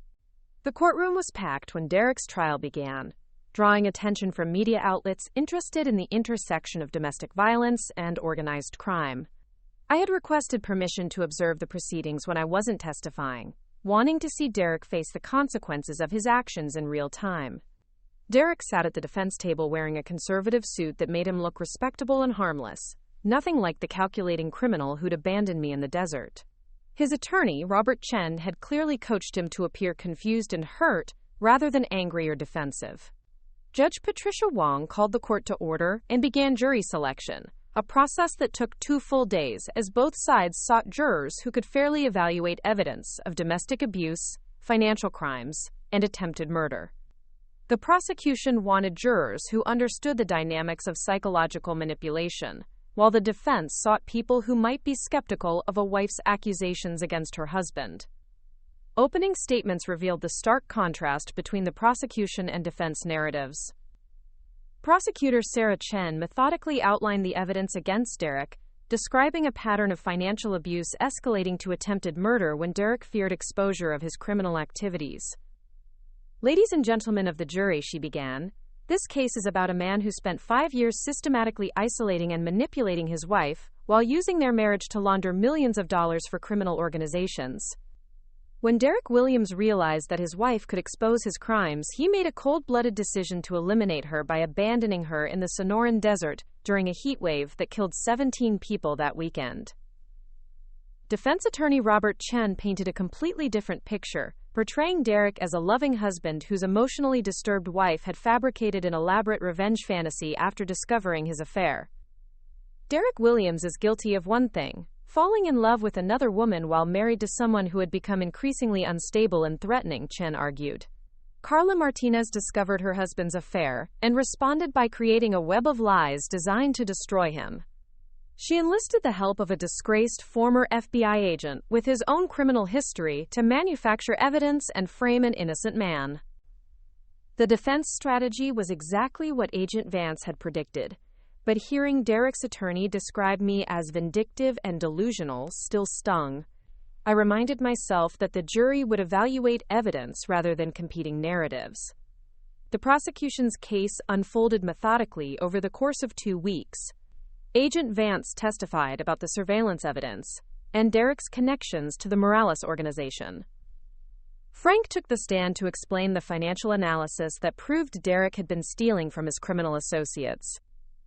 Vanessa provided devastating testimony about Derek's planning and his casual discussions of my expected death in the desert. "Derek told me that Carla would probably die within 6 hours of being left in that location," Vanessa testified, her voice barely audible as she recalled Derek's clinical assessment of my survival chances. "He said the temperature was going to reach 115 degrees and that she'd never find water in time to survive." "How did Derek seem when he discussed your wife's likely death?" Prosecutor Chen asked. "Relieved. He said it would solve a lot of problems and allow us to start fresh without complications." Derek's attorney objected repeatedly during Vanessa's testimony, arguing that her cooperation agreement with prosecutors had motivated her to fabricate incriminating statements. But Vanessa's obvious distress and the audio recordings supporting her account made her testimony compelling, despite the defense's efforts to undermine her credibility. The most powerful evidence came from the surveillance footage Frank and I had gathered during our investigation. The jury watched Derek meeting with known criminals while supposedly on a romantic reconciliation trip with me. They saw him examining luxury cars and touring expensive properties while I was fighting for survival in the desert. These videos demonstrate beyond any doubt that Derek Williams was not in Sedona with his wife, Prosecutor Chen explained to the jury. While Carla Martinez was abandoned without adequate water and lethal heat, Derek Williams was conducting business with criminal associates and planning his new life with his pregnant girlfriend. When my turn came to testify, I felt surprisingly calm, despite months of preparation and anxiety.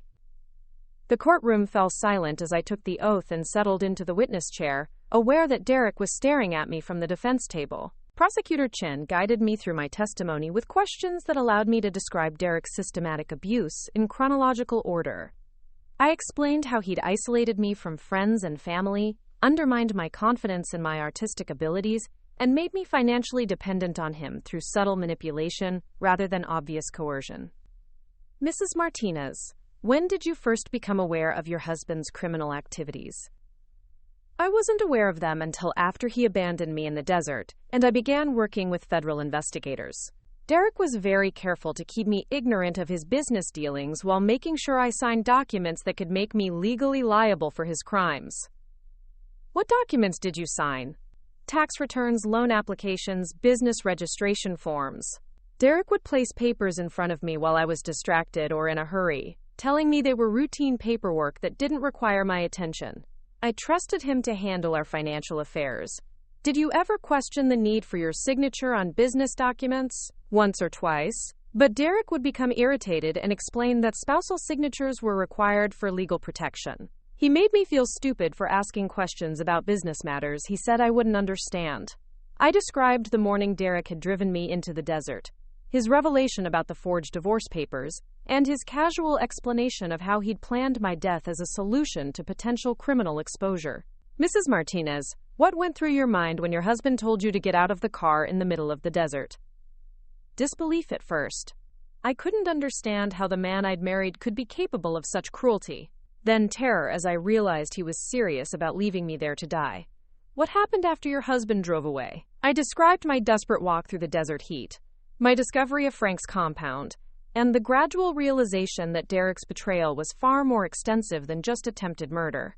Defense attorney Chen's cross-examination was aggressive and personal, designed to portray me as a vindictive woman who'd fabricated evidence to destroy her cheating husband. Mrs. Martinez, isn't it true that you discovered your husband's affair months before this alleged abandonment in the desert? No, that's not true. I suspected Derek might be having an affair, but I didn't have confirmation until he told me about Vanessa in the desert. But you were angry about his infidelity, weren't you? I was hurt and confused, but my primary emotion was fear for my survival. Isn't it convenient that you happened to stumble upon the home of a former FBI agent who just happened to have the skills and equipment needed to build a case against your husband? There was nothing convenient about nearly dying of dehydration in the desert, Mr. Chen. Frank Rodriguez saved my life, and then he helped me understand the scope of Derek's criminal activities. Chen continued pressing me about my motivations and the timing of various revelations, but I stuck to the facts and let the evidence speak for itself. The audio recordings of Derek planning my death were particularly damaging to the defense theory that I'd fabricated everything out of spite. Derek's own testimony was the centerpiece of his defense strategy. His attorney had coached him to appear vulnerable and wrongfully accused, a man whose only crime was falling in love with someone other than his wife. I never intended to hurt Carla, Derek testified, his voice trembling with apparent emotion. I know abandoning her in the desert was wrong, but I wasn't thinking clearly. I was overwhelmed by guilt about my affair, and panicked when Carla threatened to destroy my business out of revenge. What did your wife threaten to do to your business? She said she was going to report me to federal authorities and claim I was involved in criminal activities. Carla had access to my business accounts and had been acting erratically for months. I was afraid she might plant evidence or manipulate records to support false accusations. Derek's performance was polished and convincing, but Prosecutor Chen demolished his credibility during cross-examination by confronting him with the surveillance evidence and his recorded conversations about my expected death. Mr. Williams, this recording captures you telling Vanessa Hart that your wife would probably die within 6 hours of being left in the desert. Does that sound like someone who is panicking and not thinking clearly? I was upset and saying things I didn't mean. You also discussed using your wife's death to gain sympathy that would help you avoid scrutiny from law enforcement. Was that also something you said without meaning it? Derek's composure began to crack under the pressure of Prosecutor Chen's methodical questioning. When confronted with evidence of his money laundering activities, he became defensive and contradictory. Mr. Williams, these financial records show $4 million flowing through accounts you control, but your construction company's legitimate revenue should have generated maybe $400,000. Can you explain this discrepancy? Those records are incomplete and taken out of context. My business was more successful than those figures suggest. More successful to the tune of 10 times your reported income? And all of this success came from clients who don't actually exist according to state business registration records? Derek's attorney objected repeatedly, but the damage was done. Derek's inability to explain the source of his wealth while maintaining his innocence made his testimony appear dishonest and calculated. The trial's most dramatic moment came when Prosecutor Chen played the complete audio recording of Derek discussing my abandonment with Vanessa. The jury listened to Derek's voice explaining how the desert heat would kill me, how my death would solve his legal problems, and how he'd chosen the location specifically to ensure I couldn't survive. She'll be dead before anyone even starts looking for her, Derek's recorded voice filled the courtroom. The temperature's going to hit 115 tomorrow, and there's no water within 20 miles of where I'm leaving her. Several jurors looked visibly disturbed by Derek's casual tone as he planned my murder. The man sitting at the defense table trying to appear sympathetic was contradicted by his own recorded voice celebrating my expected death. Closing arguments crystallized the competing narratives one final time. Prosecutor Chen summarized the overwhelming evidence against Derek while emphasizing the cold-blooded nature of his attempted murder. Derek Williams spent months planning his wife's death as a solution to his criminal problems, she told the jury. He isolated her, manipulated her, and then abandoned her to die in the desert while creating an alibi with his pregnant girlfriend. This wasn't a crime of passion or a moment of poor judgment. It was calculated murder designed to eliminate a witness to extensive criminal activity. Defense attorney Chen made a final appeal for reasonable doubt, arguing that Derek's crimes didn't extend beyond adultery and poor decision-making. Derek Williams made terrible choices, Chen conceded.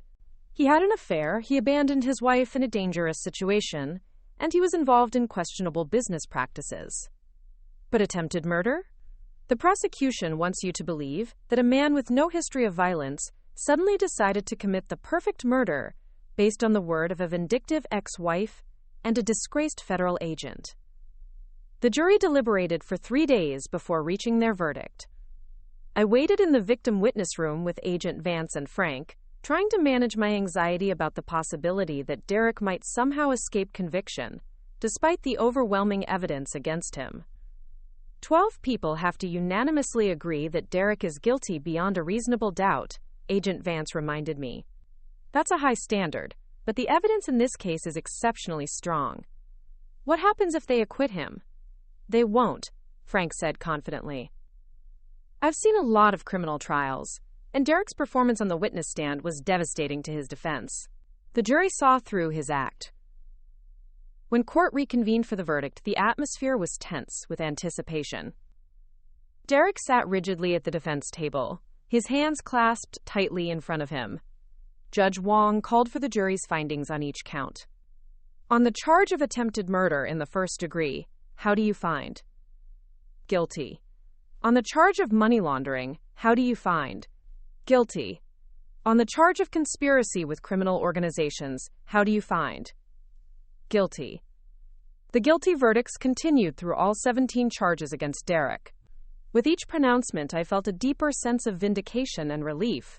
Derek's face remained expressionless, but I could see his hands trembling as the weight of his convictions became clear. Judge Wong scheduled sentencing for the following month, but she immediately revoked Derek's bail and ordered him remanded to federal custody pending his sentence. Mr. Williams, given the serious nature of these convictions and your demonstrated willingness to commit violence to avoid consequences, the court finds you to be a flight risk and a danger to the community. As federal marshals led Derek away in handcuffs, he turned to look at me one final time. The man who'd abandoned me in the desert thinking I was too weak to survive was seeing the woman who'd not only survived, but had orchestrated his complete destruction. Outside the courthouse, Prosecutor Chen explained Derek's likely sentence and the timeline for appeals. Given the attempted murder conviction and the extensive financial crimes, Derek will probably receive a sentence of 35 to 40 years in federal prison. With good behavior, he might be eligible for parole when he's in his 70s. What about appeals? Derek's attorney will certainly appeal, but the evidence was so overwhelming that reversal is unlikely. Derek will spend the rest of his productive life in federal prison. Agent Vance had arranged for a celebration dinner at a quiet restaurant where we could discuss the trial's outcome and my future plans without media attention. Frank raised his glass in a toast to justice and new beginnings.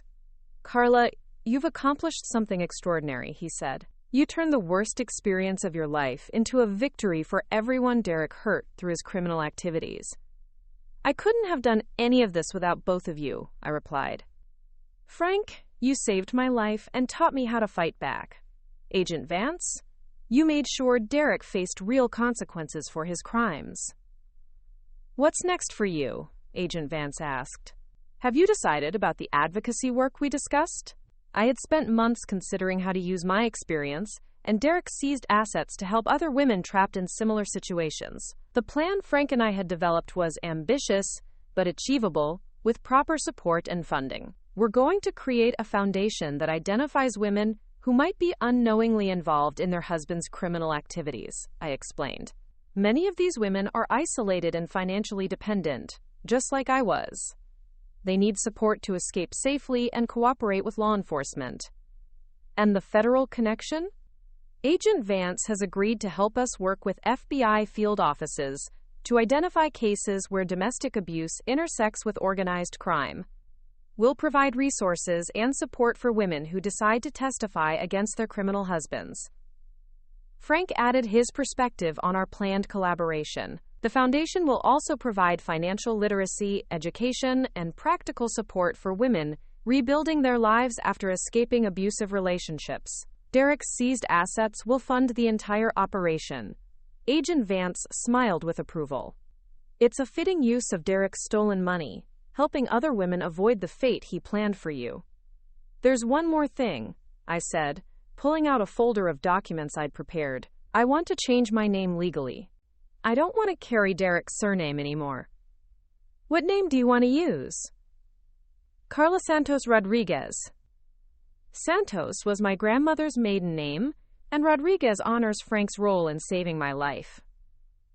Frank looked touched by the gesture. Carla, you don't need to. Frank, you gave me a second chance at life when Derek tried to take it away. I want to honor that gift by carrying your name into whatever comes next. As we discussed plans for the foundation and my new identity, I reflected on the journey from the woman Derek had abandoned in the desert to the person I'd become through surviving his murder attempt and ensuring his conviction. Derek had tried to erase me from existence, but instead he'd forced me to discover strengths and capabilities I never knew I possessed. The man who'd spent 5 years convincing me I was helpless had inadvertently taught me that I was far more resilient and resourceful than either of us had imagined. Within a month, Derek would receive a sentence that would keep him in federal prison for the rest of his life. His criminal empire had been dismantled, his stolen assets seized, and his associates prosecuted. The man who'd thought he could commit the perfect murder had instead created the perfect case against himself. But more importantly, I had transformed from victim to survivor to advocate. Derek's attempt to kill me had given birth to an organization that would help other women escape similar fates and find the strength to fight back against the men who tried to destroy them. The desert had nearly killed me, but it had also been the place where I'd discovered my true strength. Now I would use that strength to ensure that other women facing similar dangers knew they weren't alone and weren't helpless. Derek Williams had tried to eliminate a witness to his crimes. Instead, he'd created an advocate who would spend the rest of her life making sure men like him faced consequences for their actions. Sentencing day arrived with unexpected media attention, as Derek's case had become a symbol of domestic violence intersecting with organized crime.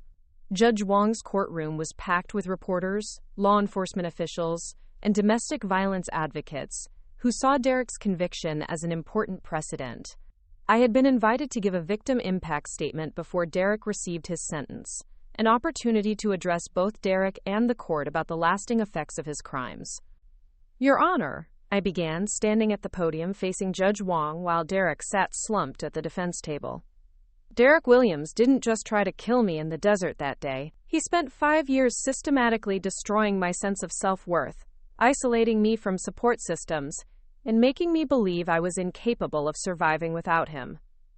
I described the psychological damage of Derek's manipulation and how his attempt to murder me had forced me to discover inner resources I'd never accessed during our marriage. The woman Derek abandoned in the desert was someone he'd carefully created through years of emotional abuse, dependent, isolated, and convinced of her own helplessness. But that woman died in the desert heat, replaced by someone who understands her own strength and refuses to be anyone's victim. I concluded by addressing Derek directly, something I'd been anticipating for months. Derek, you tried to erase me from existence because you thought I was weak and expendable. You were wrong about both things. I survived your murder attempt, and I used that survival to ensure you face justice for every crime you committed. You'll spend the rest of your life in prison knowing that the woman you tried to kill was strong enough to destroy everything you built with your stolen money and calculated cruelty. Derek's sentencing reflected the serious nature of his crimes and his lack of remorse throughout the legal proceedings. Judge Wong imposed a sentence of 38 years in federal prison without possibility of parole for 30 years. Mr. Williams, Judge Wong stated, "Your crimes demonstrate a level of calculated cruelty that demands the harshest sentence available under federal guidelines. You systematically abused your wife for years, then attempted to murder her to cover up your criminal activities. This court finds no mitigating factors that would justify leniency." As Derek was led away to begin serving his sentence, I felt a profound sense of closure and justice. The man who'd tried to eliminate me had been eliminated from society for the rest of his productive life. But more importantly, I was finally free to build a life based on my own choices rather than his control. The foundation Frank and I were creating would ensure that Derek's attempt to destroy me would ultimately help save other women from similar fates. Derek Williams had tried to commit the perfect murder and escape all consequences for his criminal activities. Instead, he'd created the perfect advocate for women facing similar dangers, and the perfect case study in how domestic abuse intersects with organized crime. The desert had been the place where Derek expected me to die quietly and conveniently. Instead, it had been the place where I'd found the strength to ensure he faced justice, and to dedicate my life to helping other women discover their own power to fight back. Derek's reign of manipulation and control was over. My new life as an advocate and survivor was just beginning. 5 years after Derek's conviction, I stood in the conference room of the Santos Rodriguez Foundation headquarters in downtown Tucson, looking out at the sprawling desert that had once nearly claimed my life but had ultimately become the source of my greatest strength. The foundation had grown beyond anything Frank and I had originally envisioned, helping over 300 women escape situations involving domestic abuse connected to criminal activity. "Carla, the Phoenix field office just contacted us about another potential case," my assistant Lisa announced as she entered the conference room with a thick file folder. "A woman named Patricia Kim, whose husband is suspected of using their restaurant chain to launder money for human trafficking operations." I accepted the file and began reviewing the familiar pattern of isolation, financial control, and gradual realization that something sinister was happening behind the facade of a normal marriage. Patricia's story echoed dozens of others we'd encountered over the years, each with unique details but sharing the common thread of women trapped by men who used their relationships as cover for criminal enterprises. What's her situation regarding potential cooperation with federal authorities? She's terrified but willing to consider it. Her husband has been telling her that any investigation would result in her being charged as an accomplice, which is keeping her silent despite mounting evidence of his criminal activities. That's exactly what Derek told me, I reflected. The threat of legal consequences for crimes we didn't know we were connected to is one of the most effective tools these men use to maintain control. The Santos Rodriguez Foundation had developed sophisticated protocols for helping women in Patricia's situation understand their legal options while ensuring their safety during the transition from victim to potential witness. Our legal team, headed by former federal prosecutor Maria Gonzalez, specialized in negotiating immunity agreements that protected women who cooperated with law enforcement investigations. "Schedule a secure meeting with Patricia for next week," I instructed Lisa. "And contact Agent Martinez at the Phoenix office to coordinate federal protection if she decides to cooperate." Agent Sofia Martinez had become our primary FBI liaison, replacing Agent Vance, who'd retired to spend more time with her grandchildren. Agent Martinez understood the intersection of domestic abuse and organized crime better than most federal agents, having grown up in a household where her father's criminal activities had terrorized her mother for years. "Carla, there's something else," Lisa continued. "The documentary crew from Netflix wants to schedule final interviews for the project about your case and the Foundation's work." The documentary had been in production for over a year, following several women who'd been helped by our foundation, while exploring the broader issue of how criminal organizations exploit family relationships to avoid prosecution. My own story served as the central narrative, but the filmmakers had been careful to include diverse experiences that illustrated the scope of the problem. "Have they completed interviews with Vanessa yet?" "Last month. She's doing well in witness protection, and has been very open about how Derek manipulated her into participating in his crimes. Her perspective on being used by a criminal organization has been valuable for the documentary's exploration of how these men exploit multiple women simultaneously. Vanessa had given birth to Derek's daughter 3 years earlier and had chosen to raise the child while maintaining her new identity in witness protection. We'd had limited contact over the years, but she'd become an advocate for other women who'd been manipulated by criminal partners. What about Derek? Did the filmmakers attempt to interview him in prison? They tried, but Derek refused to participate. His attorney advised against any media contact that might provide material for appeals or future legal proceedings. Derek's refusal to speak publicly about his crimes was unsurprising but ultimately irrelevant to the documentary's goals. The evidence of his criminal activities and the testimony of his victims provided a complete picture of his systematic abuse and calculated cruelty. My phone buzzed with a text message from Frank, who was conducting a training seminar for FBI agents in Washington, D.C. Phoenix case briefing went well. Flying back tonight. Dinner tomorrow to discuss expansion plans? Frank had emerged from witness protection when the Morales organization was completely dismantled, allowing him to work openly with federal law enforcement again. His expertise in financial crimes investigation had made him a sought-after consultant, but his primary focus remained our foundation's mission of helping abuse victims connected to criminal activity. Lisa, confirm dinner with Frank for tomorrow evening. We need to discuss the proposal for expanding our services to include cybercrimes involving domestic exploitation.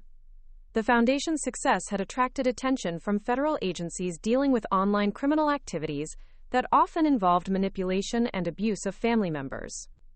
Cryptocurrency laundering, online fraud schemes, and dark web activities frequently relied on criminals using their wives and daughters as unwitting accomplices or fronts for illegal operations.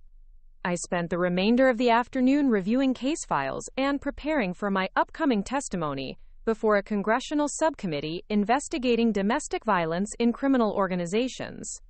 The hearing would provide an opportunity to advocate for increased federal resources and stronger legal protections for women trapped in situations similar to what I'd experienced with Derek. The irony wasn't lost on me that Derek's attempt to silence me permanently had instead given me a platform to speak out about these issues on a national stage. His calculated effort to eliminate a potential witness had created an advocate whose voice carried far beyond anything I could have imagined during our marriage. As evening approached, I drove to the memorial garden we'd created on the Foundation's campus to honor women who hadn't survived their encounters with abusive criminal partners. The garden featured desert plants that thrived in harsh conditions, serving as living symbols of resilience and adaptation. I paused at the central monument, a piece of polished granite, engraved with the names of 63 women who'd been killed by partners involved in criminal activities. Their deaths had been classified as domestic violence homicides, but our research had revealed the criminal connections that made their situations particularly dangerous. "You didn't die in vain," I said quietly to the memorial. "Every woman we help escape these situations honors your memory." The memorial garden had become a place of reflection and renewal for me, particularly on difficult days when cases involved women who were too frightened to leave dangerous situations or couldn't be convinced that alternatives existed. My phone rang with a call from Nina, my sister, who'd become one of the Foundation's strongest supporters and volunteer coordinators. "Carla, I just wanted to let you know that the scholarship applications for next semester are looking incredible. We have 47 women applying for financial assistance to complete college degrees after leaving abusive situations.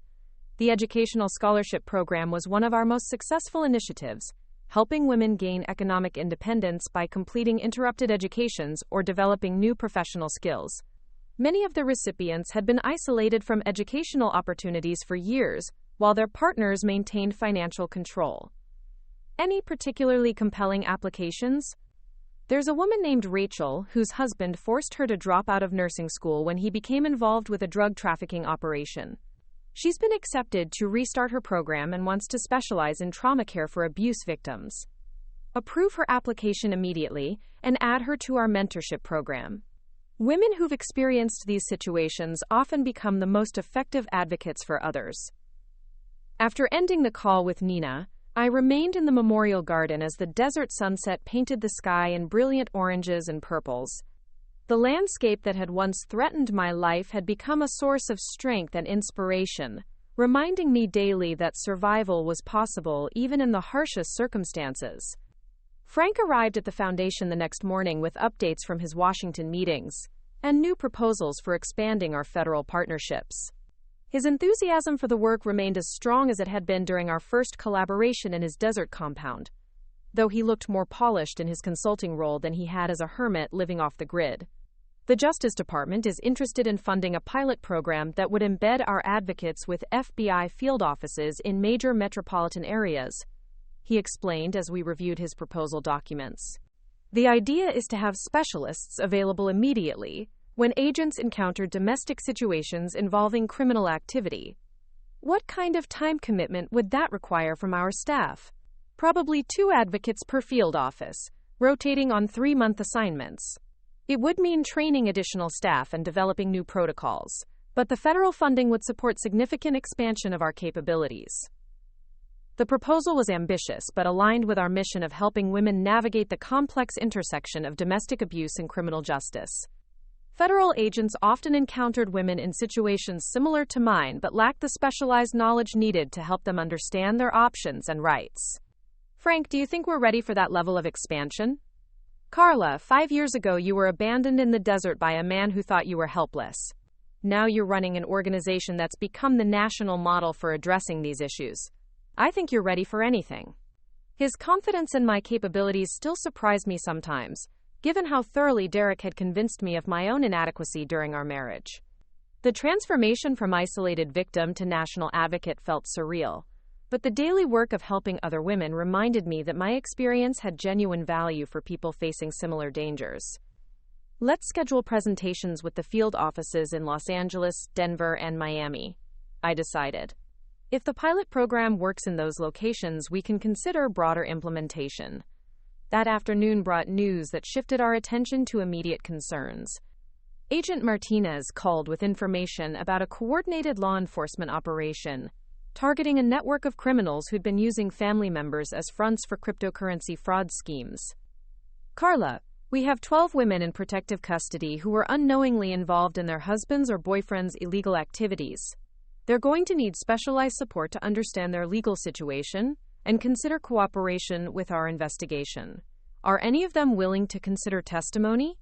Most are terrified of retaliation, but a few seem open to cooperation if they can understand the protection available to them. Your foundation's reputation for successful outcomes is helping convince them that escape and justice are possible. We'll mobilize our crisis response team immediately.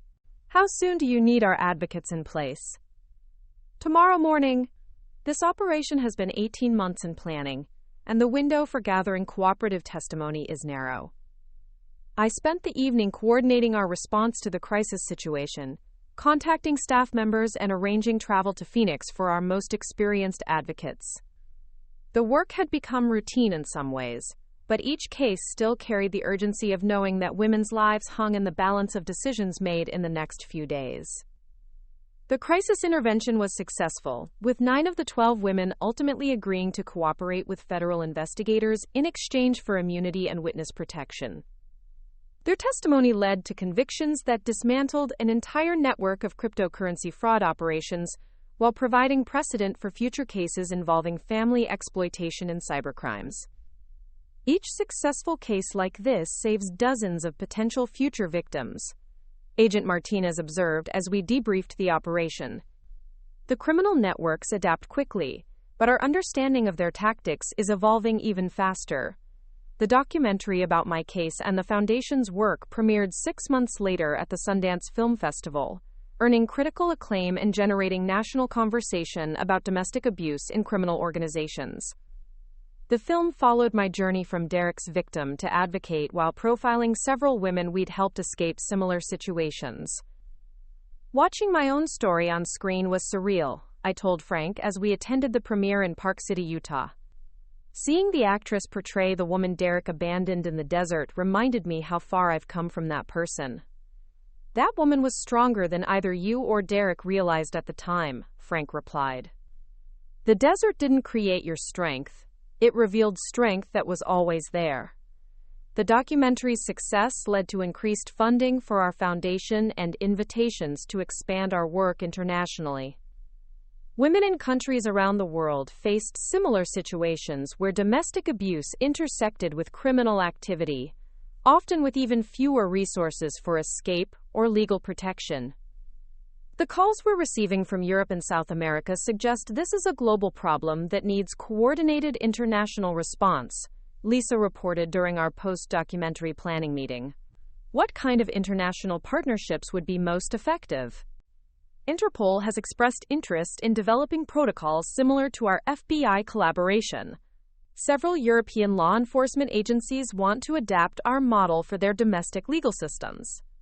The prospect of international expansion was daunting, but aligned with our mission of helping women trapped by criminal partners regardless of geographic location. The fundamental dynamics of abuse and exploitation remained consistent across cultures, even if the specific criminal activities and legal systems varied.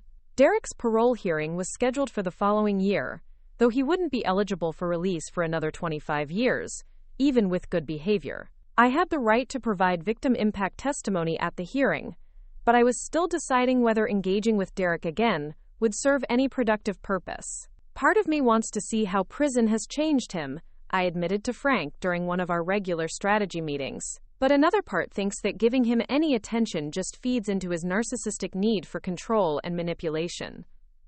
What would you hope to accomplish by speaking at his parole hearing? I want him to understand that his attempt to destroy me actually created something positive that will outlast anything he ever built with his criminal activities. This foundation has helped hundreds of women and will continue helping them long after Derek dies in prison. That sounds like a compelling reason to participate in the hearing. But I also don't want to give Derek the satisfaction of knowing he still occupies space in my thoughts. He tried to erase me from existence, and maybe the most powerful response is to continue living and working as if he never mattered. The decision about Derek's parole hearing could wait, but the question highlighted how completely my life had diverged from the path he'd planned for me. Instead of dying quietly in the desert, I'd become a nationally recognized advocate, whose work was saving lives and changing federal policy regarding domestic violence in criminal organizations. 10 years after Derek abandoned me in the Sonoran Desert, the Santos Rodriguez Foundation had grown into a network of advocates working with federal law enforcement agencies across the country and internationally.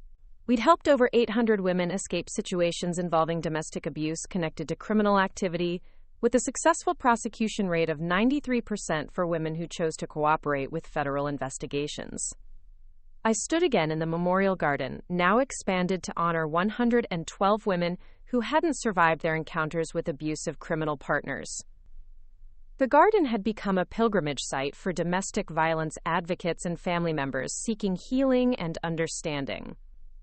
Frank joined me as the sun set over the desert landscape that had witnessed my transformation from victim to survivor to advocate. At 73, he remained active in the Foundation's work, though he'd begun training younger investigators to carry on his specialized expertise. Any regrets about the path we've taken? He asked as we watched the sky darken into desert twilight. None, I replied without hesitation. Derek tried to eliminate me because he thought I was weak and expendable. Instead, he forced me to discover strengths I never knew I possessed, and gave me a mission that's become the most meaningful work of my life. What do you think Derek expected would happen after he left you in the desert? He expected to return to Phoenix and continue his criminal activities while playing the role of grieving widower when my body was eventually discovered. He thought eliminating me would solve all his problems and allow him to start fresh with Vanessa. Instead, he created the person who would destroy everything he'd built and dedicate her life to preventing other men like him from succeeding. I smiled at the irony that continued to amaze me years later. Derek Williams tried to commit the perfect murder, and instead created the perfect advocate for his future victims. He gave me the greatest gift possible, the knowledge that I could survive anything and use that survival to help others. The desert wind carried the scent of sage and creosote, familiar fragrances that no longer triggered memories of fear and desperation, but instead reminded me of resilience and transformation. The landscape that had nearly claimed my life had become the foundation of everything I'd built since Derek's betrayal, Frank, do you ever wonder what would have happened if Derek had chosen a different location to abandon me? Somewhere I wouldn't have found your compound. I think you would have found a way to survive regardless. The desert revealed your strength, but it didn't create it. That strength was always part of who you were, even when Derek was working to convince you otherwise. As we prepared to leave the memorial garden, my phone buzzed with a message from Agent Martinez about a new case involving a network of criminals using their wives to facilitate international art fraud. The work continued, each case representing another opportunity to help women escape situations that could otherwise destroy their lives. Derek Williams remained in federal prison, serving a sentence that would keep him there until he was an elderly man with no power to hurt anyone. His criminal empire had been completely dismantled, his stolen assets used to fund the foundation that helped his future victims escape before they could be harmed. The woman Derek had abandoned in the desert, thinking she was too weak to survive, had become someone whose strength was measured not by her ability to endure abuse, but by her capacity to help others avoid it entirely. His attempt to erase me from existence had instead ensured that my voice would continue speaking for women facing similar dangers long after he was forgotten. The desert sunset painted the sky in brilliant colors as Frank and I walked back toward the Foundation headquarters, discussing plans for our next expansion and the growing international network of advocates trained in our methods. The landscape that had witnessed my near death was now the backdrop for a thriving organization dedicated to ensuring other women didn't face similar fates. Derek's plan to eliminate a witness had failed catastrophically, creating instead an advocate whose work would ensure that men like him faced consequences for their crimes against the women they claimed to love. The perfect murder had become the perfect justice, with effects that would ripple forward for generations of women who would never know how close they'd come to similar dangers. As darkness settled over the desert, I felt the deep satisfaction of a life rebuilt not just from survival, but from the determination to transform that survival into something that honored every woman who hadn't been as fortunate as I was. Derek Williams had tried to write the ending to my story, but I'd taken control of the narrative and written a conclusion he never could have imagined. The desert had taught me that strength could emerge from the harshest circumstances, and that lesson had become the foundation of everything I'd built since the day Derek thought he'd destroyed me forever. Up next, you've got 2 more standout stories right on your screen. If this one hit the mark, you won't want to pass these up. Just click and check them out.